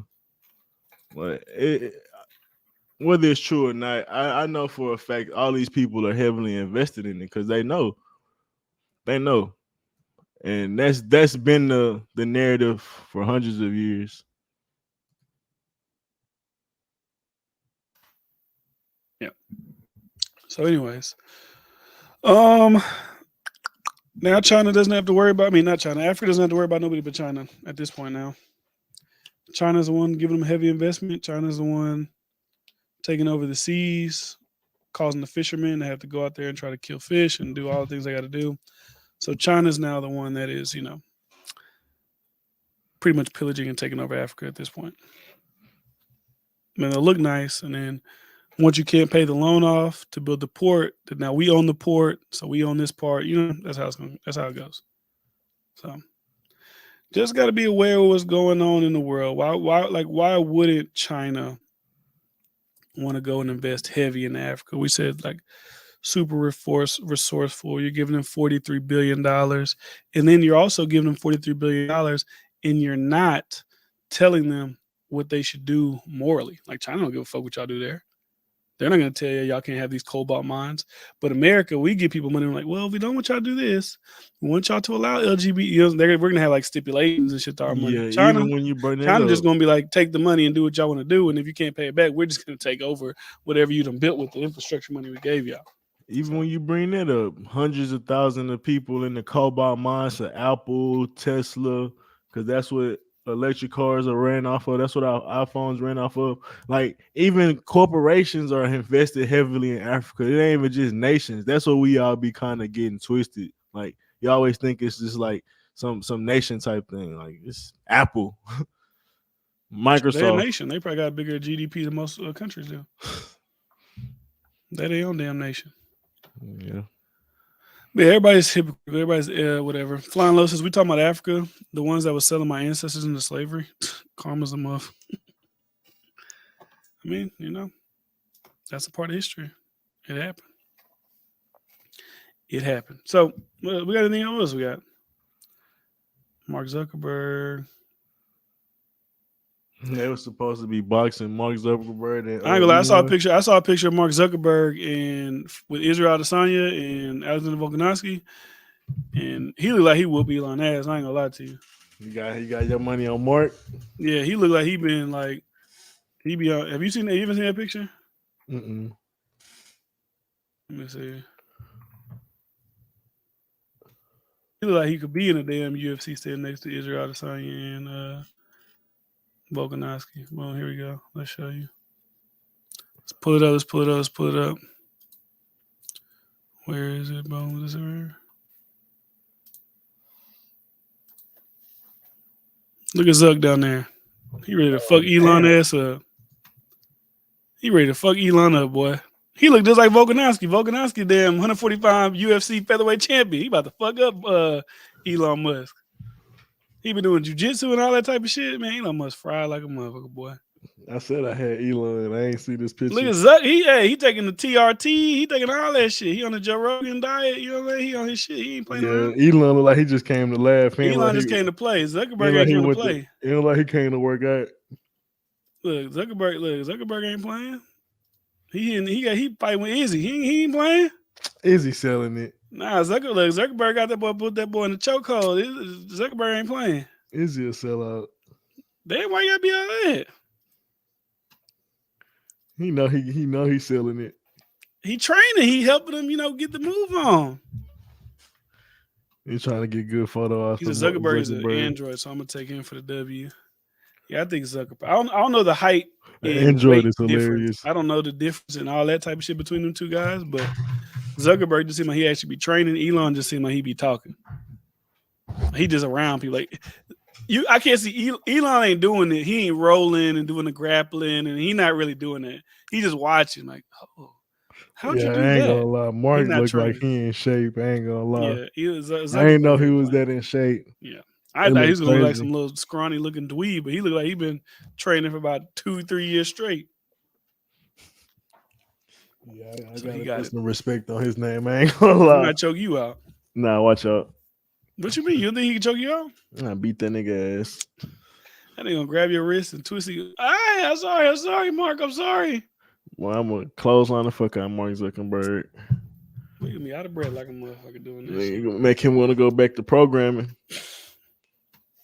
But anyways, yeah, ain't really too much shit to talk about.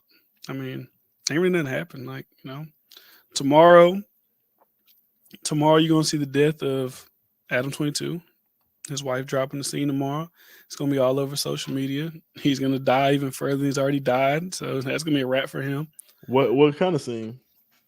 I mean, his wife fucking a guy. Oh, they ain't dropped yet. Mm-mm. Oh Lord, I thought it. So think already about it. dropped. All this is just off the conversation.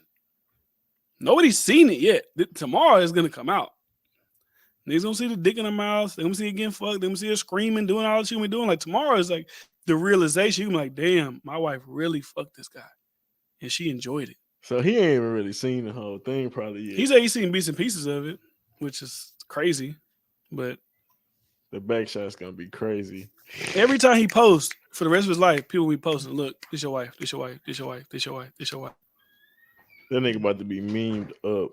Bro, I probably talk about tomorrow because I got to see his post reaction to when it comes out because he's going to cope. I already know he's going to cope. Oh, I loved it. It was so hot. Like, shut the that's gay. You say your wife get smashed, you say it's hot, that's gay. You seen the shit with her and Aiden? Yeah. How you feel? You think she was just acting, or that was like? No, I think she was bullshitting with Aiden. But even still, like, I seen a little attraction to it. I don't even want my wife playing like that. I think she was somewhat. I think she attracted to the fame and clout.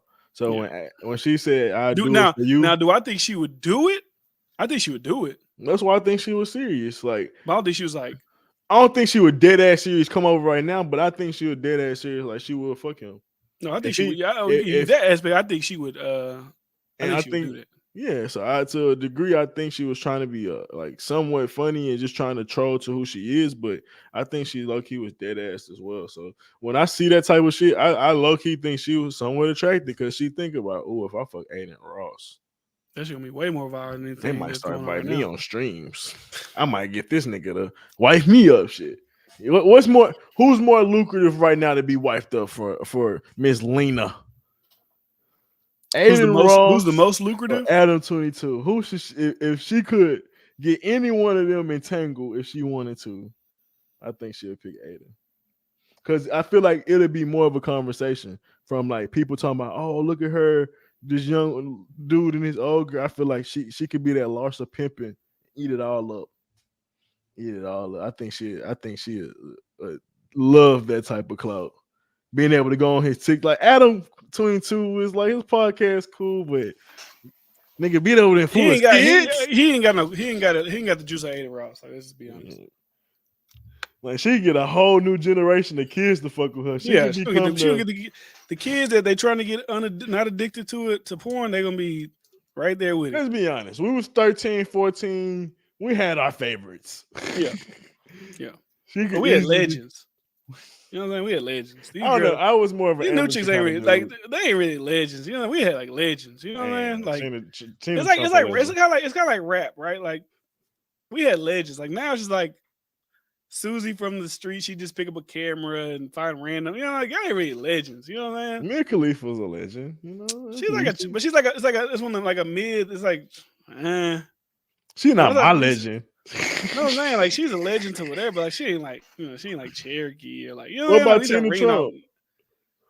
She a legend, but still she's not the creme de la, you know what I'm saying? She's not those old, you know, the older ones. I wasn't that big into them no way. I like amateur stuff. You like no name, like yeah. Houston. It's too much like he just like random like here too much Houston whore. Too much like I don't know. Built. I always feel like it's fake to a degree with the main like big actors. Yeah, of course. It's all mostly fake. With Lena, she was really looking at that man's eyes. I don't think she was fake. No, I think she would do it. I think she definitely would do it if he was like down to do it. Which is like there's another like part of this cringe of just like it's kind of like the Sam Smith topic we were talking about earlier. It's like to sell your soul for like fame. It's like at the end of the day, is it like is that really worth it? Section 80. Is that worth it? Like, is that worth it? Why put yourself through that thing? Why put your what's that? The kid? Why you put your millions of dollars, baby? What happened? Millions of dollars, baby. But see, it's like that's not y'all already rich. I ain't rich enough. I ain't got the yacht. Yeah, see, I don't need like if that's the way to get the yacht. then I don't need the yacht. If that's the way to get it, I don't need it. Giving up I that see somebody said this is extra Adam's yacht is humiliation crazy. ritual. This was his like, all right, your podcast fell off. All right, these guys left. We can help you get your shit back popping. You got to do something, You know and what's this crazy? is the something that you got to The do. the humiliation ritual is never a guarantee you gonna actually get back on. Like Mhm. it just you definitely got to go through the post though, but it could be, and it could be a stint to help invigorate himself because it's back in the conversation. But even then, he could just flop and be known to be just the air. Yeah, Excuse me. I think as far as them goes, she's gonna make a lot of money, and I feel like in a week nobody's gonna care about it. And this what goes to that clout shit, right? So now they've realized, they're just storytell it. So, like I said, when they first got together, when I was watching No Jumper, he was using her to hit 1 million subs, right? Hey, y'all hit us 1 million subs, we'll do a sex tape, y'all can watch, right? So he used her in that aspect. Look what a moneymaker bitch. Then what goes next, right? Then oh shit, I do a podcast. We can smash girls do a podcast. You go to that, right? You get clout off that. Y'all are doing it over and over again. Like, okay, who gives a fuck at this point anymore? Like it was oh my god, y'all doing what? It's a story. This is a story. So when this story runs dry, what do you got to do next? You got to do the extreme next. Then that's when he gets to talk about DP and his wife. And after you DP your wife, people don't want to see your white ass DP your wife. They want to see two other men separate from you DP your wife. Then go to that. Then go to gangbangs. Then go to it just spirals. Ain't out no of number control. that's worth it, bro. Being able to. Let's ask a question. Let me ask you just this. Trails already asked the question. Ain't no number. Outside of morals, bro. Not having to work a 9 to 5 again, not having to stress again. If you thought that could be the bag that set you for life, would you do it? No. Or could you see? Not you doing it, because that's just nasty. Even I wouldn't even. I get why people do it. I'm not saying I get why people would do it. I get it. Like, I'm not an idiot. I get why you would do it. If you told somebody they give you $10 million, I can see why. But could you see them living it down though? Like just being like you made it, but could you see them truly being happy with themselves? Like, do you think that's possible? Some people just have like sociopath, whatever. They're like disconnected from relationships at all. They could. Just like what I said, I say over and over again, like hearing Adam speak about this, he tell on himself every time. Like even when she speak, she tell on it every time. Like she tell the real what's going on behind the scenes. He can get on the camera and troll and act and do all that shit. But like behind the scenes, like her talking to TMZ and her saying, oh, it's cool right now. It's okay. But I don't know how he's gonna act when the scene actually comes out. Because like I said, he acting like he don't give a fuck. She knows he ain't cool right now, but when he actually see the scene, and he's already said it. Well, I don't know how I'm acting when the scene comes out. So stop all bull, nigga. You care. Lena dead at 28. You trying to put a storyline out there. You trying to do all that, nigga. That's you gonna care. Be nasty. Adam 22, Rage. murder suicide. I ain't gonna lie, that's some shit that happens, bro. Like people kill people all the time for seeing the person they care about getting smashed by somebody else, bro. Now you gonna be able to be in like, bro.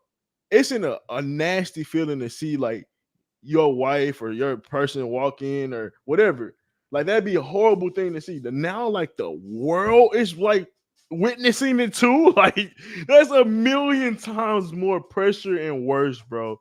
Like I can see this ending.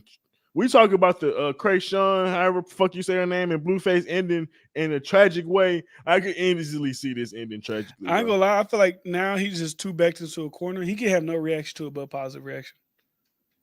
I'm like, he cares too much about brand facing and social media and likes, whatever. So like, even if he feels away, you're never gonna know about it. He care about social media shit too much. I think he gonna be airballing. Like, he ain't not gonna be in the game. Like I feel like when we talk about any other time, like, hey, you gotta go to work, but there's life shit going on. You don't want to be at work. Like, you ain't gonna want to really laugh and shit. Like, I really don't feel like he gonna be locked in because this ain't some that's like why I said push like through it type shit. It's just like I feel like people like that who would like sell out anybody for money. Like you really just can't trust those type of people. Like it's different when you do something for money. It's like if I have a podcast, like see when niggas get called sellouts for like, say we got this podcast and we like go to iHeartMedia and they give us 25 million. Like if you would call me a sellout for that, that's cool. That's like whatever. Like I'm going to corporation, they give me $25 million, whatever. But that's different to me than like I'm gonna sell out my wife for a bag. Like that's to me that's a different level. That to me that's really like selling out. No, for Getting somebody to buy into your brand and invest in you, I don't look at that as selling out. I look at this like, why would you turn down that deal? What if selling your wife off for money? Like, because like I said, he said, I thought it was wrong, my intuition, but when I saw how big it was getting, I was like, so that just tell you that the fact that it's big is the reason you don't care. If nobody gave a fuck about it, you would be like, damn, why did my wife fuck somebody? Like that real intuition is telling you that's not okay. But you're saying fuck that because you see the money, you see the numbers going up. So I want to go off into a what if scenario because I already I 100% believe that we both on point with this conversation as far as like they both telling on themselves about how they really feel. But what if they were like came up with this plan to get married and to act like they care about each other and know like, hey, we really just in it to be, you know, like we come from this background. We business partners. Let's come up with a plan to get out of this business or get out of like to get ahead or get more money. You ain't even got to get out of the business. I don't want to think that deep. That's just we can make a big check if we do this. Do you respect it then? Like, do you? I still don't respect it. I still don't respect it. Like, it's just like two porn stars and a podcaster just came up with this like skit. I still don't respect it. It's like the most like they try to preface some shit like that. They be like, well, we do porn. It's like, but like niggas I don't care if it's like porn star shit. I still don't respect it. Like, and like I said, I'm not hypocritical. It's like niggas watch porn. Like, this is what it is. But like, I can still be like, this thing y'all doing, like this wife trading my wife off, like that's like another level. That's crazy. It's like even like porn is porn, but I don't watch weird like porn where niggas be like acting like it's their mama or they like I don't watch shit like that because I think the shit like that's weird. Like, why y'all doing that? I need like regular shit. It's like if that scenario was real, it would be like them like being like porn star story in real life. Yeah, like I wouldn't watch like this is weird shit. Like why would y'all why y'all doing that?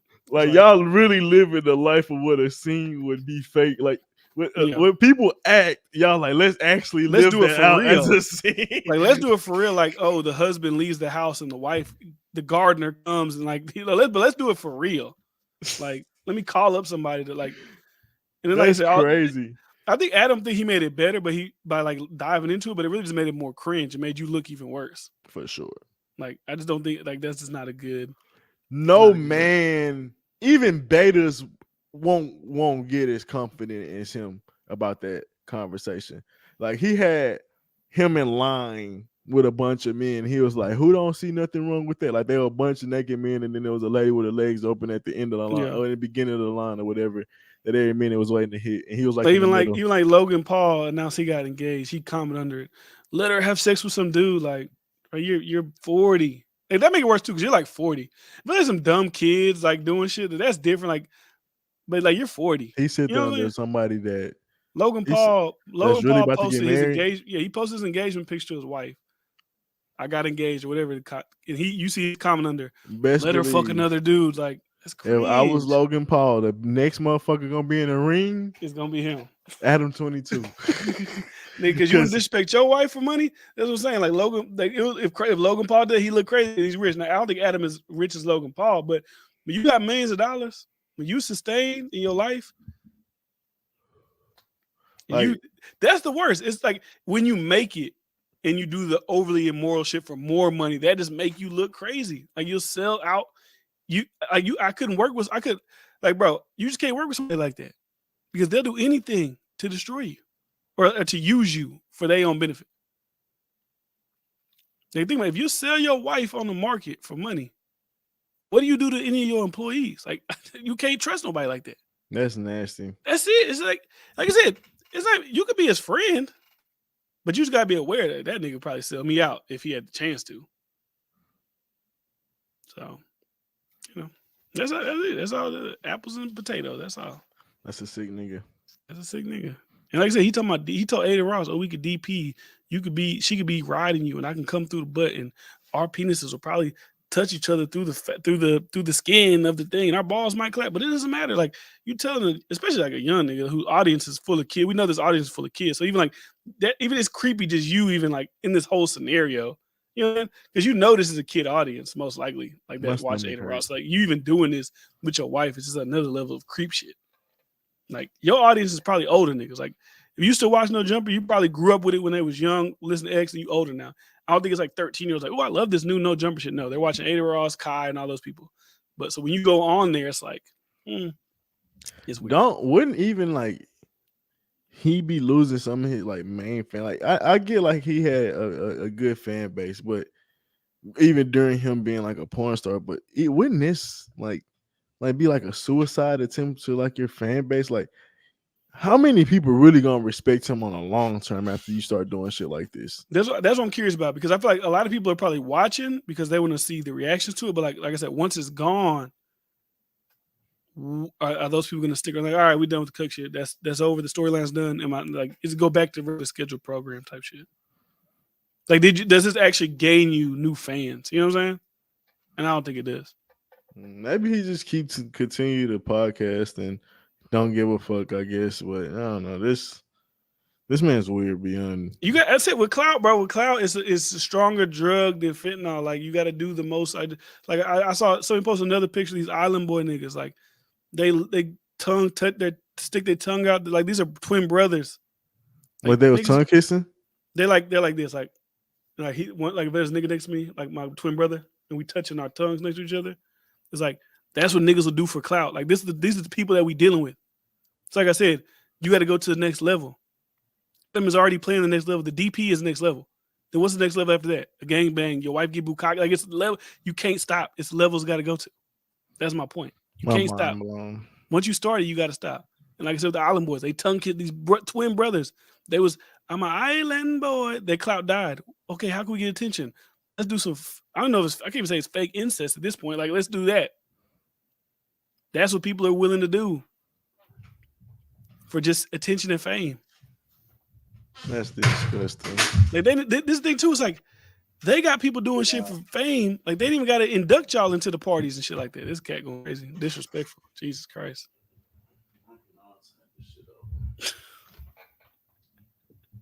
But like I said, they ain't even gotta induct you into these things. Like they ain't gotta bring you to the Michael Rubin party anymore. You'll do it on your own for attention and clout. They ain't got to bring you to the party. You're going to do it on your own.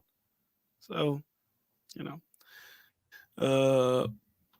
Flannel says, Bryce watching the Lena BBC video. I'm not going to seek it out. No, I'm not. I'm sure it's going to be all over social media and Reddit and shit like that, but I'm not going to seek it out. Like I'm not paying the money for the OnlyFans and like. She ain't that fine. That's what I'm saying. It's not even like this. Like this person even like I see niggas saying that this is bigger than, I guess you could maybe argue it, but like, this is bigger than when Kim Kardashian's tape dropped. I guess if you could talk about this, everything surrounding it is a big deal, but like, it isn't a big deal because of her, really. It's a big deal because of him. Because like, if she was just a chick who was doing her first scene, nobody would give a fuck. Like, it's like, okay.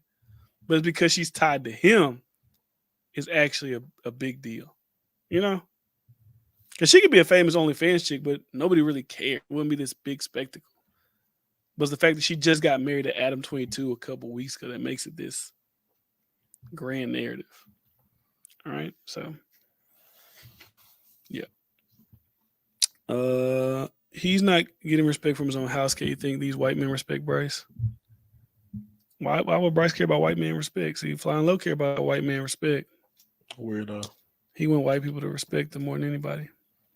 But anyway, this is the last thing I want to talk about. We can get out of here. So, Ice Cube is being attacked, right, by social media because he didn't even post a picture. He took a picture with RFK, which RFK is I didn't even know that. Like, I've seen him talk and shit like that, but like, he's a fucking jack guy. Like, he had the fucking Popeye forearms right here. Like, this is a big guy. But regardless, Ice Cube just took a picture with the guy.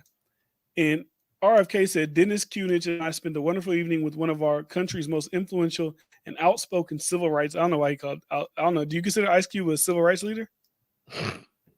No. But anyways, he posted that picture, right? And then black social media, black Twitter went on to attack Ice Cube.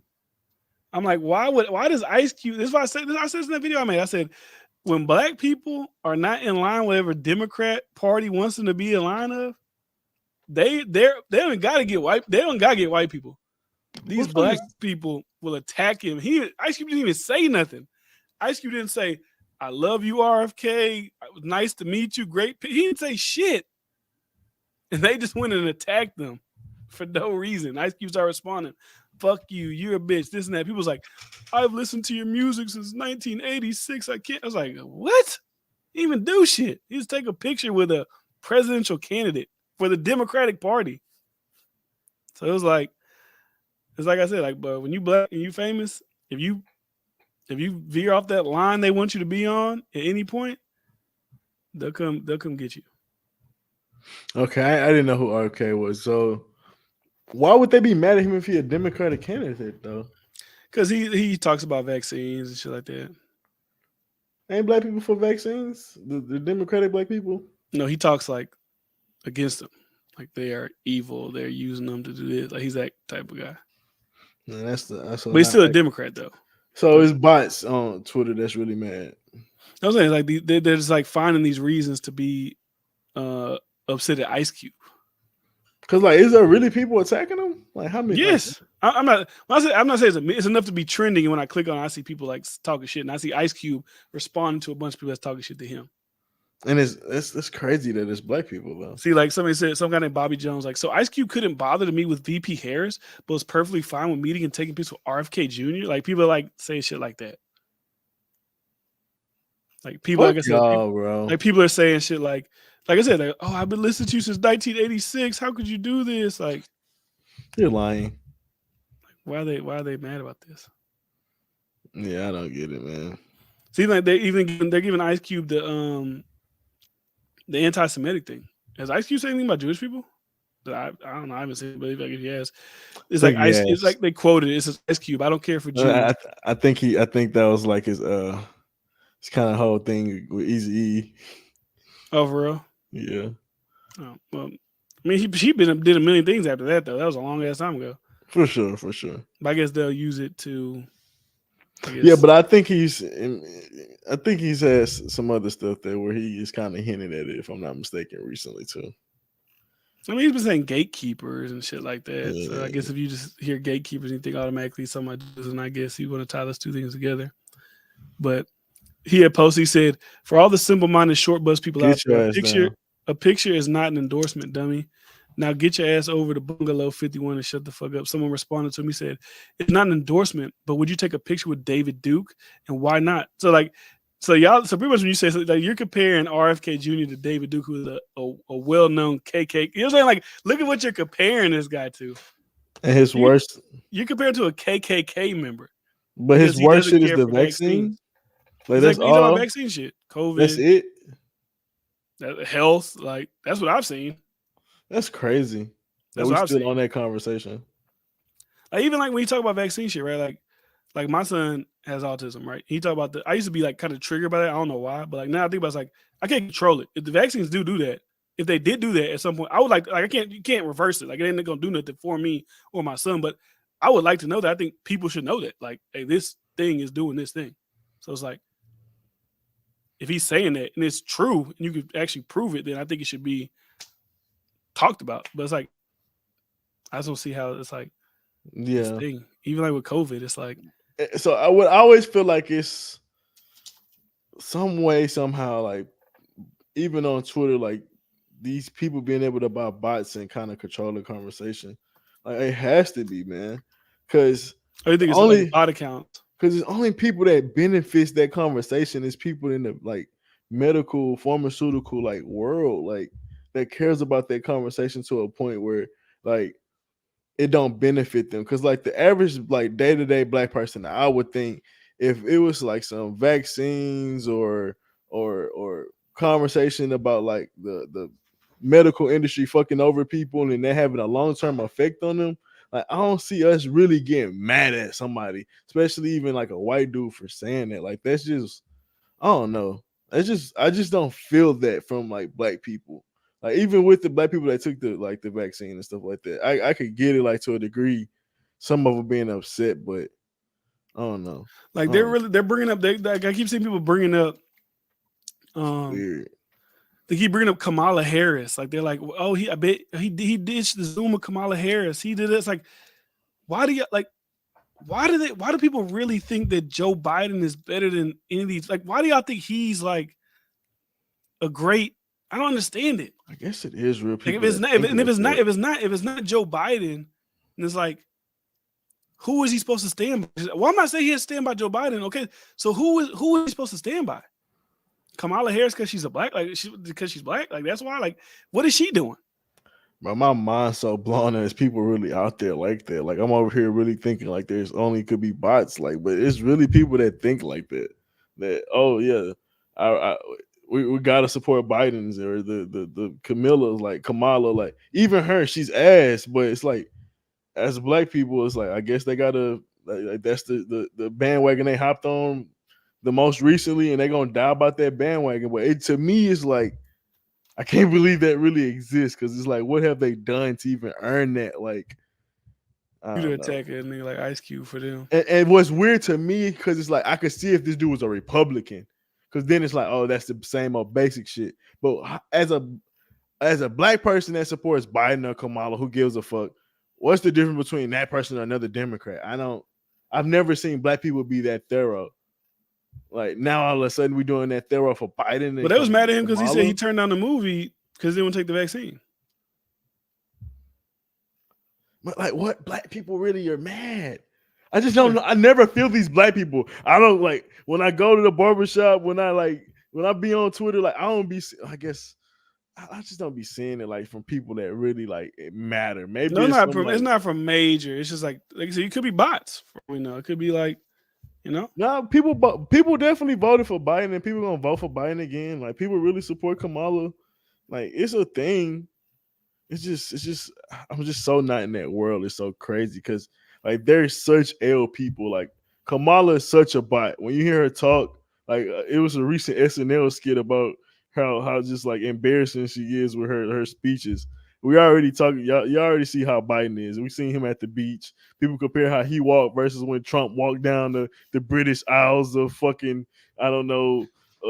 we walk into the UFC. UFC, like you see the difference. So I don't know, bro. I don't get why people are so like supportive over those people still after these last 3 years. They gotta be. It's either Trump or Biden. They say, fuck it, we riding with Biden. I guess it's just like some people still you ask people still watch WWE. I guess. People That's like War do. but that's my like paradigm to that. Like that's my parallel to that, I should say. Like people still invested in this as black people. Like y'all still taking Biden seriously? Seriously. Have you watched any politics? Like even then it's like, do you think for yourself? Like I said, do people still watch WWE? That's where my mind's at this point. So look, even like it's not even just Ice Cube. Like people are attacking RFK because I'm reading this guy's tweet. It says all conspiracy theorists eventually land on the Jews, which is why Ice Cube has a history of weird anti-Semitic comments.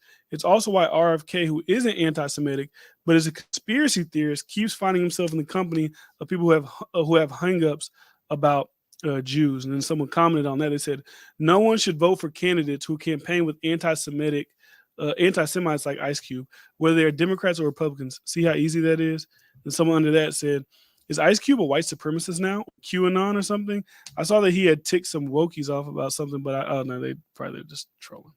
But I just seen that they say he's a white supremacist at QAnon. But yeah, this, Ice Cube's now, people's calling him Kanye. He's going Kanye. He's, going crazy. Yeah, I mean, I guess there's just a religion for this politics stuff. And people gonna be entertained by it at some level because like who really thinks about like when you see like that, because I see certain stuff on Twitter, it'll make me like want to spark and say something because it's like, oh, I know a little about the information. And then if I see RFK and like Ice Cube in the conversation, it's not gonna spark me to be like, is Ice Cube a white supremacist? Now it's just like some people are just in a certain type of lane. Like I never would have thought of it. Never would have thought of it. Yeah. This is the way it is, though. The way it is on social media. Because, like, there's literally about to be another election that people are about to take seriously. And Biden's in it. Most likely. people not seeing this a joke at this point. My mind's blown. My mind's blown. My faith in humanity and Americans or whatever you want to call it is just out of there. It's out of the way. Because I can't believe people are seriously going to vote. Like, is it really hundreds of thousands of people going to vote? Like, I still can't believe it. I mean, hundreds of millions of people. Well, I ain't want to overgas it. However many it is, that's crazy to me. And taking it serious, like, it's really gonna change some shit. Like, bro, this shit is that's the most WWE shit. That's the most WWE shit. That's just mind blowing. You don't think policy will change your life?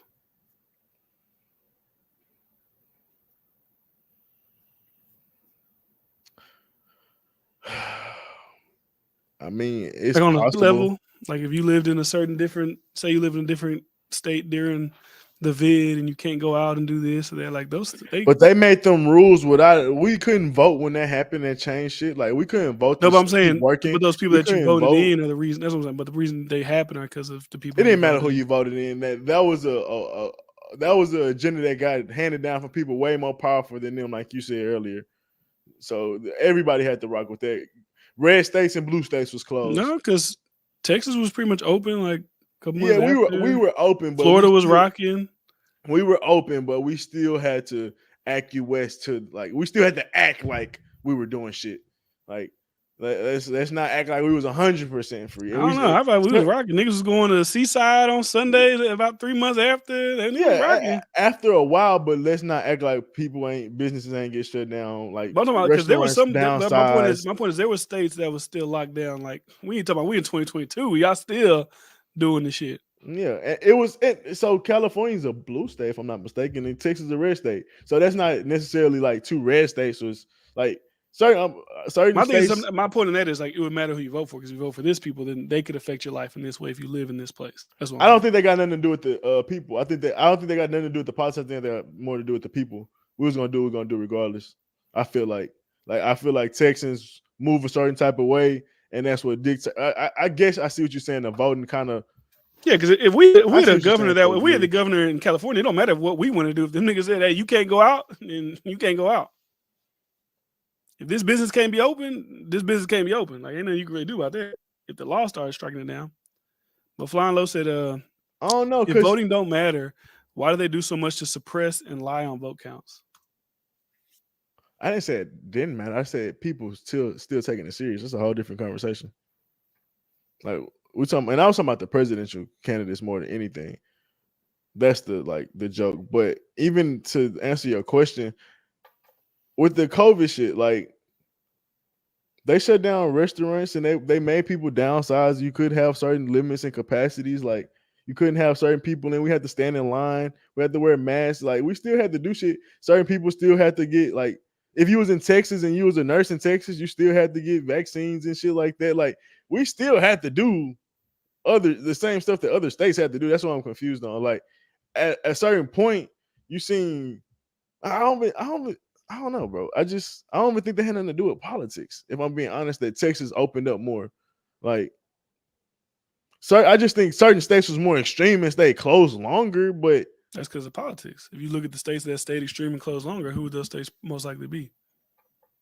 California, New York, we seen the cases of that, but the blue states, and then the states people was talking about we're talking about massive states, really, because nobody really cares about the other states. But we talk about New York, California, lockdown, couldn't do shit.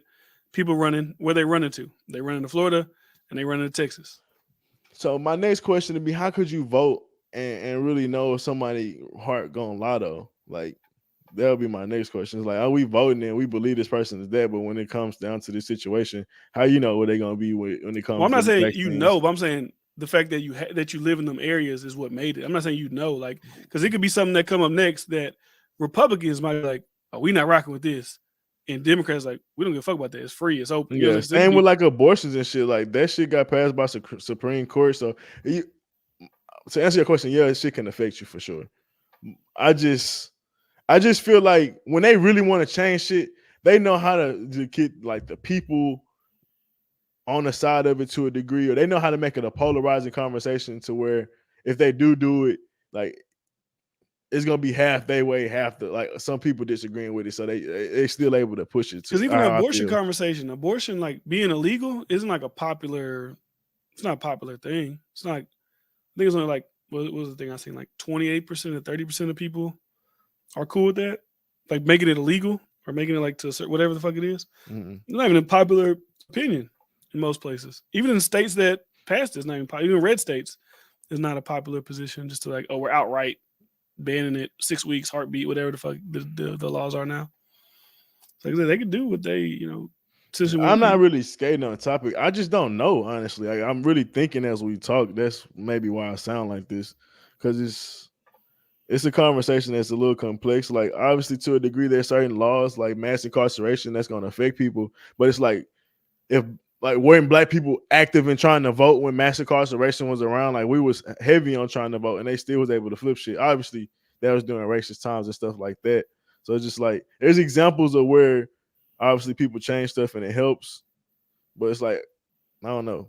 I don't know, man. It's a tough conversation. Me personally, I don't look at voting and none of that shit like it matters as on a personal level, and I don't think it affects the average citizen. Like, I think what you do between you and your hard work and your heart, like that's what's gonna really affect you for the most part. Like, unless there's some like major change where it's like they crack down to a point, everything super policed and things like that. Like, but for the most part, if you got good morals, you got good character, you'll be good regardless of like the different politic changes. Like, abortion sucks, but if you got good character, you're not gonna be affected. Mass incarceration sucks, but if you got good character, you can get away. Like, for the most part, you can kind of get away from it. It is the one-off scenarios when you ain't do shit, you get convicted. It does happen. Yeah. But for the most part, you can kind of stay away from those type of things. So I don't know. When it comes to like, I'm gonna go vote on my local level and think this black dude just because they black or just because they say they're gonna do some stuff. I don't buy it at this point, bro. Like, I've been talking so much. Do you? No, Like, I think like I think what COVID showed was like that maybe your state matters more than your than that. I feel like people should. I feel like I feel what COVID did was show you that you should probably focus more on your state elections than this national shit. Because at the end of the day, the national level would try to tell you to do something, but at the end of the day, states was like, y'all saying that shit, but bitch, we doing this, right? We're like, we're not locking shit down. We're not doing this. We're not forcing people to do whatever. Because even in Texas, they said, I don't know about hospitals, because I don't know, maybe some of the hospitals are funded by the federal government, but like they were saying, like, we're not gonna force businesses in Texas to make people do X, Y, and Z. So I feel like when we look at it like that, I feel like it made what COVID did was make people focus like, oh damn, my state government matters more. Even my local, like if you had a mayor who's saying, "Oh, we're shutting shit down or we're doing whatever," then that's what you got in your city. That's what you got that's in your community. Because maybe there's some places like in Florida I would just where there may be a Democratic mayor that's like, Mhm. we shutting shit down or we're trying to, but the governor's telling them, no, you can't. Or there's a red mayor who's like, we ain't shutting shit down. Like, I feel like that shit kind of does matter at the end of the Supposedly day. to prove your point, right? Some shit going on in Florida about the immigration, like banning or something like that, which is Mhm. like a bunch of different strikes going on from the truckers not wanting to bring stuff in because they support like these people having these jobs and the people that picks the field and like the Florida like being like a heavy like producer and like fruit and all these different Yeah. things. They not out there because a lot of these people are illegal and or even to like the job sites. They'll not even a lot, but they'll have a big portion of their workforce being illegal immigrants and people not wanting to work and stuff like that. Carrie was showing me the TikToks where basically Florida is being deserted right now, and it looked like it could be like the modern Detroit when it comes to like when all those businesses and different things, industrial businesses left. It pretty much collapsed Detroit, which was like one of the biggest cities or one of the most popular cities in America at one point. So Florida looked like it could be going down that path, and that's based on a dude basically cracking down on illegal immigrants. So Mhm. all that basically of a slippery slope. It led to you cracking down on illegal immigrants, people feeling a certain way about that. Now truckers ain't even bringing produce in, which could collapse your economy. So I mean, technically, who you vote on can matter for sure, for sure.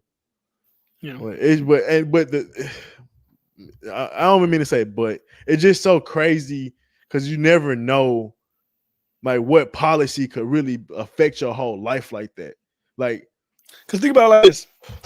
This goes to the Supreme Court, right? So Supreme Court, it matters who you put as the president because, if while they're president, if one of the Supreme Court justices die or they retire, then obviously they get to pick who they want to put in there. We already know they like to say the Supreme Court is bipartisan. There's no party, but like let's be honest, a Republican ain't putting nobody in that they don't think is going to push conservative, court decision values, and the Democrat not going to put in nobody they don't think they're going to know liberal shit.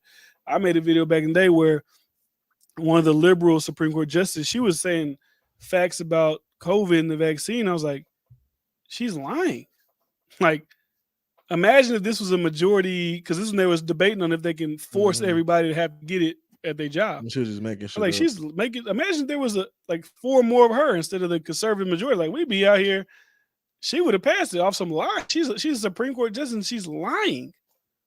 Either she's lying or she's like, whoever's giving the information is misinforming her. But when you think of somebody as a Supreme Court justice, you should be definitely knowing what you're talking about, because your decision is about to change lives. Yeah, but shit like that, I feel like she lying because she getting paid to. The fact they can be bought out and all that shit, like government just being corrupt. Like, what my real point should have been earlier, just like, when like we gonna just to stop saying, let's stop believing in these fucking people and do and fix shit ourselves. Because that's the real answer, bro. It's so much different types of corruption. I think it can. I France is a example of them going through a revolution. It's gonna look ugly for a while, but that's a part of something that had to come to a head. And like I said, who knows if it goes to perfect. Everybody's being, what do you call that word? Sovereign and figuring shit out for each other. It probably won't happen quickly, but it could happen. And no one expected that to happen in France.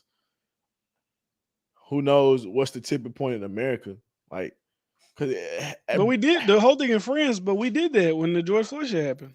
I know that, but French people and how they feel about shit, it was a cover up and all that. Like I said, that they don't go through that, from what I know, on a daily basis. Of like, I don't think that's a normalized thing. Because the one they just did recently was because there was like a 19-year-old or like a kid got killed or something by police. I don't know, it was police or something like that. But they had one a couple months ago because what do they call French people? Is it prime ministers, whatever, the president of France, whatever his name, whatever he is, he raised the age for Social Security from like 63 to 65. They went crazy. They went whatever. And I feel like people go out there, they protest, they go crazy, but then the politicians got to just weather the storm, and they know people are going to have to go back to their regular scheduled program, and they just kind of go back to their shit. Yeah, like I said, I don't know what it's going to be. And I don't think it's like, hey, everybody just got to start working or something like that. I just think at some point, it had to be something like on a mass scale like that. If everybody was like, we're not going to work, we're going to stop the economy, that's when it's like, okay, hold on, what do y'all want? This is what y'all want? Okay, well, all right, we'll get it done. That's when shit really gets changed. That would be something, but I don't even think it have to be that. I just think it's like it'll come to a point where we don't cut on they politics and stuff on no more. Like, we don't invest in it. Like, when they talk about people going to vote, we don't look to them for answers no more as a like people. Like, as a masses, because it's clear people still do that. Like, not obviously people that think like us, but it's clear people still think like that. But I feel like it's gonna get to a point where people feel like politics is so corrupt that they can't rely on them, and we got to go back to like the traditional way of like just doing things for ourselves as people. It's like, I don't know, maybe it'll be like not paying taxes and shit like that no more. Like, maybe that could be a thing or something, but I don't know. I feel like at some point, bro, we have to realize this shit is so corrupt, and it's gonna lead to something. I don't know what, but maybe it'll just be like a changing of wealth type thing, because we see like, young people figuring out new streams of wealth or something like that. Yeah, and that being the future, where we just don't have to rely on government and stuff like that because we just doing so well. But I don't know, man. Maybe AI is the new change. Like, motherfucker, they gonna be the ones working, so we can just be free or some shit. Fried. They can take over the workforce all they want. and we could just have self-sufficient food and lights like that. Let's be real, bro. Who wouldn't want that life? AI, we program it to pick fruit, to plant fruit, to pick seeds, just like we do in plants and things like that. When I say plants, like a factory, we program these things to code, to create recipes, to create motherfucking Rice Krispie treats, all type of shit they create. We program these things to pick, build houses, do all type of shit to a point where humans don't have to do anything. What's stopping us from doing that? But we can just go to the beach. Shit, then what the fuck they need y'all for? That's when the population gonna come. That's the rich people like, we don't need y'all. That's when they gonna put y'all, well, y'all, get me too. Put us in some Hunger Games type shit. Like, all right, y'all go sit y'all ass over there. Every year we gonna be in Hunger Games for our entertainment of the elites. But that's the weird shit, though. That's the weird shit. That's what I mean. Because think of it like this: we'll have even more talented people. We'll have more people focused on art. We'll have more people focused on creativity. We'll have more people focused on like shit that actually matters than like bullshit jobs, bullshit like hobbies. Like, you know what I mean? People do bullshit hobbies just to try to make a job or whatever. Like doing shit people actually want to do. Like we just happen to be in the creative field, but not everybody get to do that. If we get that technology where people deliver these bots deliver the mail, these bots do the truck driving, and people can just live in a nice house to whatever size family you got. Chilling. That's why wouldn't we? What's stopping that? What's stopping us from getting that? Like capitalism? You can have, but you can still have capitalism on robots. You can still make more money. You like what money we need. If we're not working, are they going to give us money? But what would be the? That's what I'm saying. What would we even need money for? Because who's gonna own these houses? You think people just gonna who gonna have the land? Like I'm talking about realistically, like how? Who cares? That's what my point would be. Like, what's stopping us from just having AI create shit for us? We all just divvy up. Well, everybody just go find land. You get your AI, build this shit up. Like we start a program. Hey, you come through this. Like, obviously the government gonna do it, but let's say let's come up with my scenario in my world. This is what I would do. I have a government system where you come sign up. We have the AI or the robots already ready. Create some shit for you. We're gonna have some land divvied up because obviously there's plenty of land out there for people. Everybody get their 40 acres and a mule. We'll build you a house to whatever you're liking. Because who gives a fuck? It's a fucking AI. It's run on fucking sun powered shit or some other shit we figured out that runs itself. And like what you can get cows because we got plenty of cows. If you need a butcher, you got an AI that can butcher. You still can have stores and shit with AI running it, but you can just go in and buy shit because AI the one creating the chips and all this is like it's no manual labor. So you don't have to pay anybody. Yeah. Like so where's the need for money? Like shit just get created. Yeah, I mean, I guess that'd be in the perfect society. Hey, what's literally stopping us from having to do that? People are cool with their lives. Like they're programmed for their lives. Like people ain't. But you can like to do that. You can still have, but obviously that. But like, what's stopping us for some creative, smart person like changing the world and like, man, this is the goal we need to start pushing towards. Like, if a president was like, if I was to be a president, it's like, bro, I see a future where we can all kind of get rid of poverty to the best of our ability. Oh, they're gonna look at this old Martin Luther King head nigga selling me a dream. But I'm and it's realistic. We already progressing towards that. It's not like it's like it'd be like a 2050 goal. It's like it ain't something we could do today or tomorrow, but it's like it's something that we as a civilization need to actively be working on because that should be somebody's vision towards like a peaceful world. Like, because like it's not using free labor of a human. It's literally creating where we already heading, but doing it in the most efficient way to benefit us. And then it's not like people gonna be like, well, what are we gonna do? I said people gonna pick up creative things to do. You still gonna have engineers. You still gonna have people wanting to build and create like different arts and different things like that. Like there's still gonna be lanes to do things like that. It just won't be I gotta go work a 9 to 5 because I have to go work a 9 to 5. And hey, if you want to go work, I'm pretty sure we could have a lane for people who still want to go motherfucking work. We can find you something to do. Like I said, you don't have to.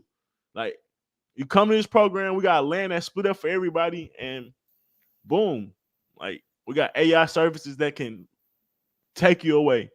Cause you gotta think about it like this, bro. There's literally AI you could build to help you mine trading and help you trade and get money. So like if what's just stopping us from helping AI get the average man wealth or average man success? Like Yeah. that should be the goal of like the average person at this point. It's like, how could we figure this shit out?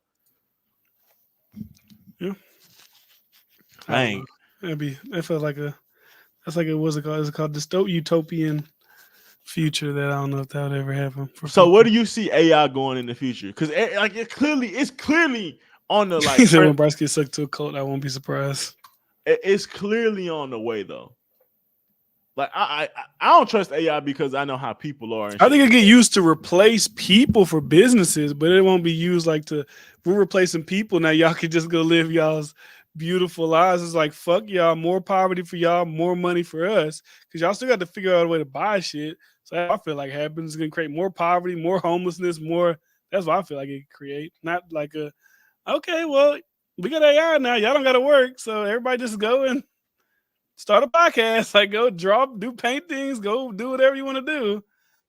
Like you know the world we live in, they ain't about to do that. They ain't gonna give a damn about that shit. Like done, done. My thing is with AI, that's not something that the elites can just control. It's just like the internet.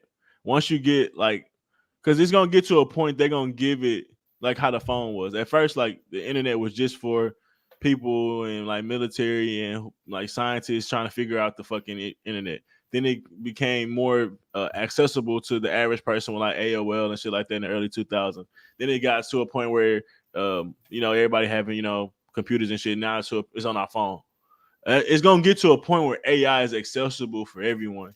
And I feel like with just like how people hack and just like how people figure shit out with the internet, and you got nothing but free shit on the internet, what's stopping somebody in the world from figuring out how to do that with AI? Like it at some point, This ain't the internet. Like there's people at that use some the point that internet, shit gonna make work, bro. millions. People that use the internet don't get shit. So like there's people that could use AI to their benefit. People that have AI and they don't know what the fuck to do with it.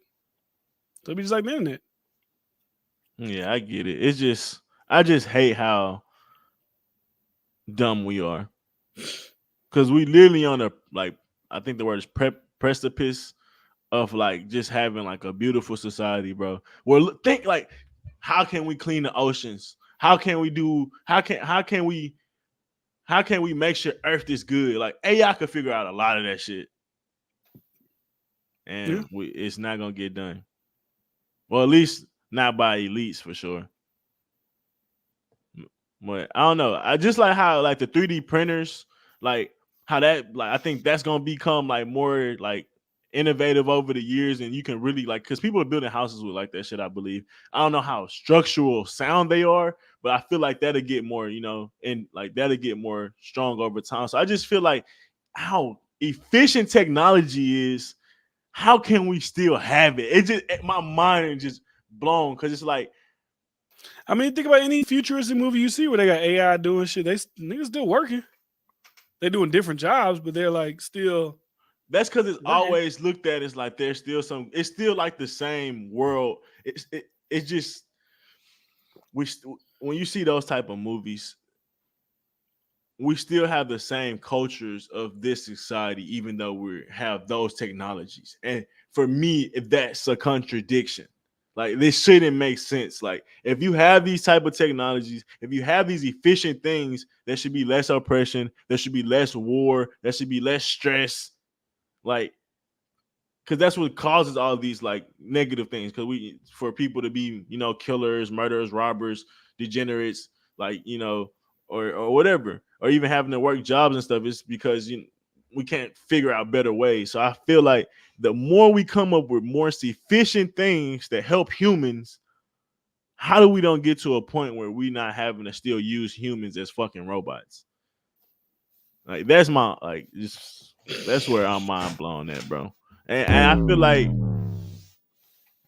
it'll be in a benefit to like, yeah, let's keep it the way we got these AIs and shit. Like that's where they will probably want it to go, but I just don't see that happening, man. It's like it's so stupid. It's so stupid. Like we'll be the all-time dumbest people, bro. Classic movies can tell us why AI is not the way to fix our problems. Wait till the Terminator chase. That's like, yeah, movie shit. But anyways, I'm tired of the motherfucker. This has been fun. 2 hours. It was great. Make sure you subscribe to not subscribed already. We'll be back next week. I'll be back most likely tomorrow on my own channel. So make sure you subscribe to the D Friend Show over there. We're almost at 2,000 subscribers. So salute to that. We're on the way to 10K. So make sure you subscribe over there as well. Any final words, Bryce? Hey man, one day we might figure this thing out. One day. Sensational. But anyways, we out. Y'all have a good rest of your night, man.